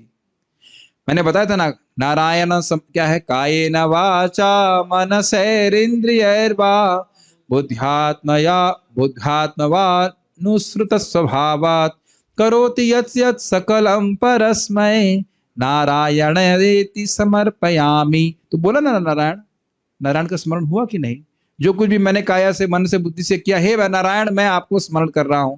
और गोपाल भोग का भी एग्जाम्पल दिया गया था कि एक आदमी नाव में जा रहा था, मूढ़ी खाना चाहता था और हवा से मूढ़ी उड़ गई, तो बोला गोपाल भोग, गोपाल को समर्पण। लेकिन यह समर्पण नहीं है, ऐसे समर्पण नहीं है। कर्म करना है, भगवान को प्रसन्न करना है, भगवान को समर्पण करना है, तो भगवान का स्मरण करते हैं। तो मान लो कि प्रश्न करे कि कौन से नामों का उच्चारण करते हैं, तो कहते हैं ओम नमो भगवते तुभ्यम वासुदेवाय धीमहि प्रद्युम्नाय अनिरुद्धाय नमः संकर्षणाय च। मैं उन भगवान वासुदेव, भगवान श्री कृष्ण को ध्यान कर रहा हूं और उनको प्रणाम कर रहा हूं। नमो, उनके बेटे प्रद्युम्न का स्मरण कर रहा हूं, ध्यान कर रहा हूं, प्रणाम कर रहा हूं। उनके बेटे अनिरुद्ध का ध्यान कर रहा हूं, प्रणाम कर रहा हूं। और संकर्षण, उनके भाई बलराम जी का भी स्मरण कर रहा हूं, ध्यान कर रहा हूं। इस प्रकार से नाम उच्चारण करते हैं। इससे क्या हो जाएगा? अब बढ़िया हो गया। इति मूर्ति अभिधाने ना मंत्र मूर्तिम अमूर्तिकम यजते यज्ञ पुरुषम स सम्यक दर्शनः पुमान। इति मूर्ति, इन चार मूर्तियों का वर्णन जो हुआ, जो इन चार मूर्तियों का अभिधानेना, मंत्र के द्वारा उनकी पूजा करता है, ये जे तब पूजा करता है। कैसे भगवान? तो कहते हैं मंत्र मूर्ति, जो मंत्र ही जिनकी मूर्ति है, या जिसके द्वारा, जिस मंत्र के उच्चारण के द्वारा उनका रूप, उनकी मूर्ति भगवान भक्त के हृदय में प्रकट होती है, मंत्र मूर्ति। और अमूर्तिकम, ऊपर से जा रहा है सब कुछ, या ये तो सब जा रहा होगा, दिमाग में घुस रहा होगा, तो सब बहुत व्याख्या किया गया। अमूर्तिकम मतलब जो प्राकृत मूर्ति रहित हैं, उनके कोई रूप, प्राकृतिक रूप नहीं है। और एक मूर्ति का अर्थ दिया गया था काया और कठिनता। तो अकाया हो गया, अकाया मतलब प्राकृतिक रूप नहीं है, त्रिगुणात्मक रूप नहीं है। और अकठिनता मतलब कृपा से आर्द्र स्वरूप है भगवान का। वो भगवान कैसे हैं? यज्ञ पुरुष, जो यज्ञों के द्वारा यजनीय है, उनका यजन होता है। तो ऐसा व्यक्ति अगर भगवान का मंत्र के द्वारा पूजन करता है, जिस मंत्र का वर्णन यहाँ पे हुआ, तो ससम्यक दर्शनः पुमान, उस व्यक्ति को देखने वाला कृतार्थ हो जाता है। एक, वो व्यक्ति भगवान को देखने में समर्थ हो जाता है अच्छी तरह से। दूसरा और तीसरा, वह दर्शन सर्वश्रेष्ठ है जिसमें भगवान का वर्णन इस प्रकार से होता है। और यहाँ बोला गया था कि नारद पांचरात्र को बोल करके मैं सिद्ध हो गया, लेकिन आप वेदांत सूत्र लिख करके पूरी तरह से परफेक्ट नहीं हुए, ये भी बात बोली गई। इमं स्वनिगमं ब्रह्मन् अवेत्य मद अनुष्ठितम अदान में ज्ञानम ऐश्वर्यम स्वस्मिन् भावम च केशवः। दो ही श्लोक बाकी थे, माता जी दोस्त लोग जाके जाना था कोई, हाँ ठीक, तबला बजाने, ठीक। इमम स्वनिगमम में, इमम मतलब इस, और स्वनिगमम मतलब, निगम का मतलब वेद होता है, निगम कल्पतरुर, ठीक है, याद आ रहा है। स्वनिगम अपने वेदों का गुह्य ज्ञान, हे ब्राह्मण, हे व्यासदेव जी, अवेति, जब भगवान ने देखा, अवेति मतलब जाना, कि इस गुह्य ज्ञान को जो कि भक्तों के द्वारा दासीपुत्र नारद जी को दिया गया था, मद अनुष्ठितम, उसका अनुष्ठान मेरे द्वारा किया गया, याद आ रहा है। तब अदान में उन्होंने मुझको दिया, तीन चीज दी एक के बाद एक, ज्ञानम अपने स्वरूप का ज्ञान, ऐश्वर्यम सिद्धियों को, याद आ रहा है, सिद्धि बताई गई थी, त्वम परिटन अर्क इवा त्रिलोकीम इत्यादि, स्वस्मिन भाव, और उसके बाद अपने भाव, अपनी भक्ति को प्राप्त कराया। कैसे करा दिया, ऐसे कैसे समर्थ हो गए, तो कह रहे केशव, जो ब्रह्मा जी और शिव जी को नियामक हैं, उनके लिए मेरे अनुष्ठान को जानना और मुझ पर कृपा करना कौन से आश्चर्य की बात। तो भगवान आप नारद जी अपना कस्टमर रिव्यू दे रहे हैं ना, ठीक है। इसलिए आखिरी श्लोक आपकी प्रसन्नता के लिए, त्वम अपि, इसलिए आप भी, त्वमप्यदभ्रश्रुत विश्रुतम विभो समाप्यते ये न विदाम बुभुप्सितम प्राख्याहि दुःखैर मुहुरर्दितात्मनाम संक्लेश निर्वाणम उशन्ति नान्यथा। त्वम अपि, आप भी, अधभ्रश्रुत, आपको सारे वेदों का ज्ञान है, इसलिए आप ये नहीं कह सकते कि भगवान का वर्णन आप नहीं कर सकते हो। विश्रुतम, विभो मतलब, विश्रुत का मतलब भगवान का यश, उन सर्व समर्थ भगवान के यश को वर्णन कीजिए। क्या करे, उससे क्या फायदा होगा, तो कह रहे हैं समाप्यते ये न विदाम बुभुप्सितम, विदाम मतलब जो बहुत विद्वान लोग हैं, और बुभुप्सितम मतलब जिनकी जानने की इच्छा है, दिव्य ज्ञान को जानने की इच्छा रखवाने वाले विद्वानों की जो जिज्ञासा है, वो भगवान के यश को श्रवण करने के द्वारा समाप्त हो जाएगी। मतलब भगवान के यश को प्राप्त करके, श्रवण करके इतने सुखी हो जाएंगे कि वो शुष्क जो सूखा ज्ञान है उसका अनुशीलन करने की बिल्कुल प्रयास नहीं करेंगे। इसलिए प्राख्या ही, बहुत अच्छे से भगवान के यश का वर्णन कीजिए। तो इधर तो ये विद्वान तो हो गए, चलो ठीक है, विद्वानों का हम कल्याण करेंगे, अब जो दुख में पड़े उन्हें मरने दो। नहीं नहीं नहीं नहीं नहीं नहीं नहीं, जो लोग अपने भोग के प्रयास के कारण दुखी हैं उनका भी कल्याण होगा। दुखैर मुहुर अर्दितात्मना, मुहु मतलब बारंबार, अर्दित आत्मनाम जो पीड़ित हैं, दुखों से बारंबार पीड़ित हैं, उनका भी संक्लेश निर्माणम, उनका सम्यक रूप से क्लेश निर्माण होगा, बहुत अच्छी तरह से सारे क्लेश से मुक्त हो जाएगा। न अन्यथा, और किसी तरह से नहीं। क्या प्रमाण है, उशंति, जो पंडित जन हैं, जो विद्वान हैं, वो यही कहते हैं कि भगवान की कीर्ति गाने के अलावा, भगवान का यश श्रवण करने के अलावा लोगों के दुख नहीं जाएंगे। तो इस प्रकार से हमारा अध्याय पूर्ण हुआ। बस मैं इस पे आज सोच ही रहा था, न अन्यथा, ऐसे मन में घूम रहा था बार बार, न अन्यथा न अन्यथा न अन्यथा। कितना अद्भुत बात है ना, न अन्यथा। तो कितना गंभीर अगर जीवन में हम धारण कर लें कि हम लोग कितना प्रयास कर रहे हैं कि हमारे क्लेश चले जाएं, लेकिन जाते नहीं है। न अन्यथा, भगवान की भक्ति किए बिना, उसमें भी भगवान का यश प्रचुर मात्रा में सुने बिना संक्लेश निर्वाणम ना, नहीं हो पाएगा। ठीक है, घबराइए मत, मुझे याद है प्रसाद के बाद हम ही ऑर्गेनाइजर हैं उसके ऑर्गेनाइजर भी हम हैं और कथा बोलने वाले भी हम हैं, कोई दिक्कत नहीं है। साउंड मैन भी मैं ही हूँ, म्यूजिशियन भी मैं ही हूँ, अकेला ही, मैं काफी अकेला हूँ और अकेला ही काफी हूँ ऐसा कुछ कुछ बोलते हैं लोग इस प्रकार से। ठीक है, तो सभी का बहुत बहुत धन्यवाद। इस प्रकार से लोग आए, हम लोग यहाँ कथा को विराम देते हैं। कल से 6ठा अध्याय हम शुरू करेंगे श्रीमद् भागवतम प्रथम स्कंद का। नारद जी से वो और व्यास जी पूछते हैं कि क्या क्या हुआ, उसको हम सुनेंगे। एक बार महामंत्र उच्चारण करें, हरे कृष्णा कृष्णा कृष्णा हरे हरे, हरे राम राम राम हरे हरे। बहुत बहुत धन्यवाद। हरे कृष्णा। तो सुबह मंगल आरती की मिल लिए, अगर आप सम्यक रूप से क्लेशों का निर्वाण चाहते हैं। ठीक है, ओके, चलो स्टॉप। हाँ, प्रसाद है, घबराई मत। भक्त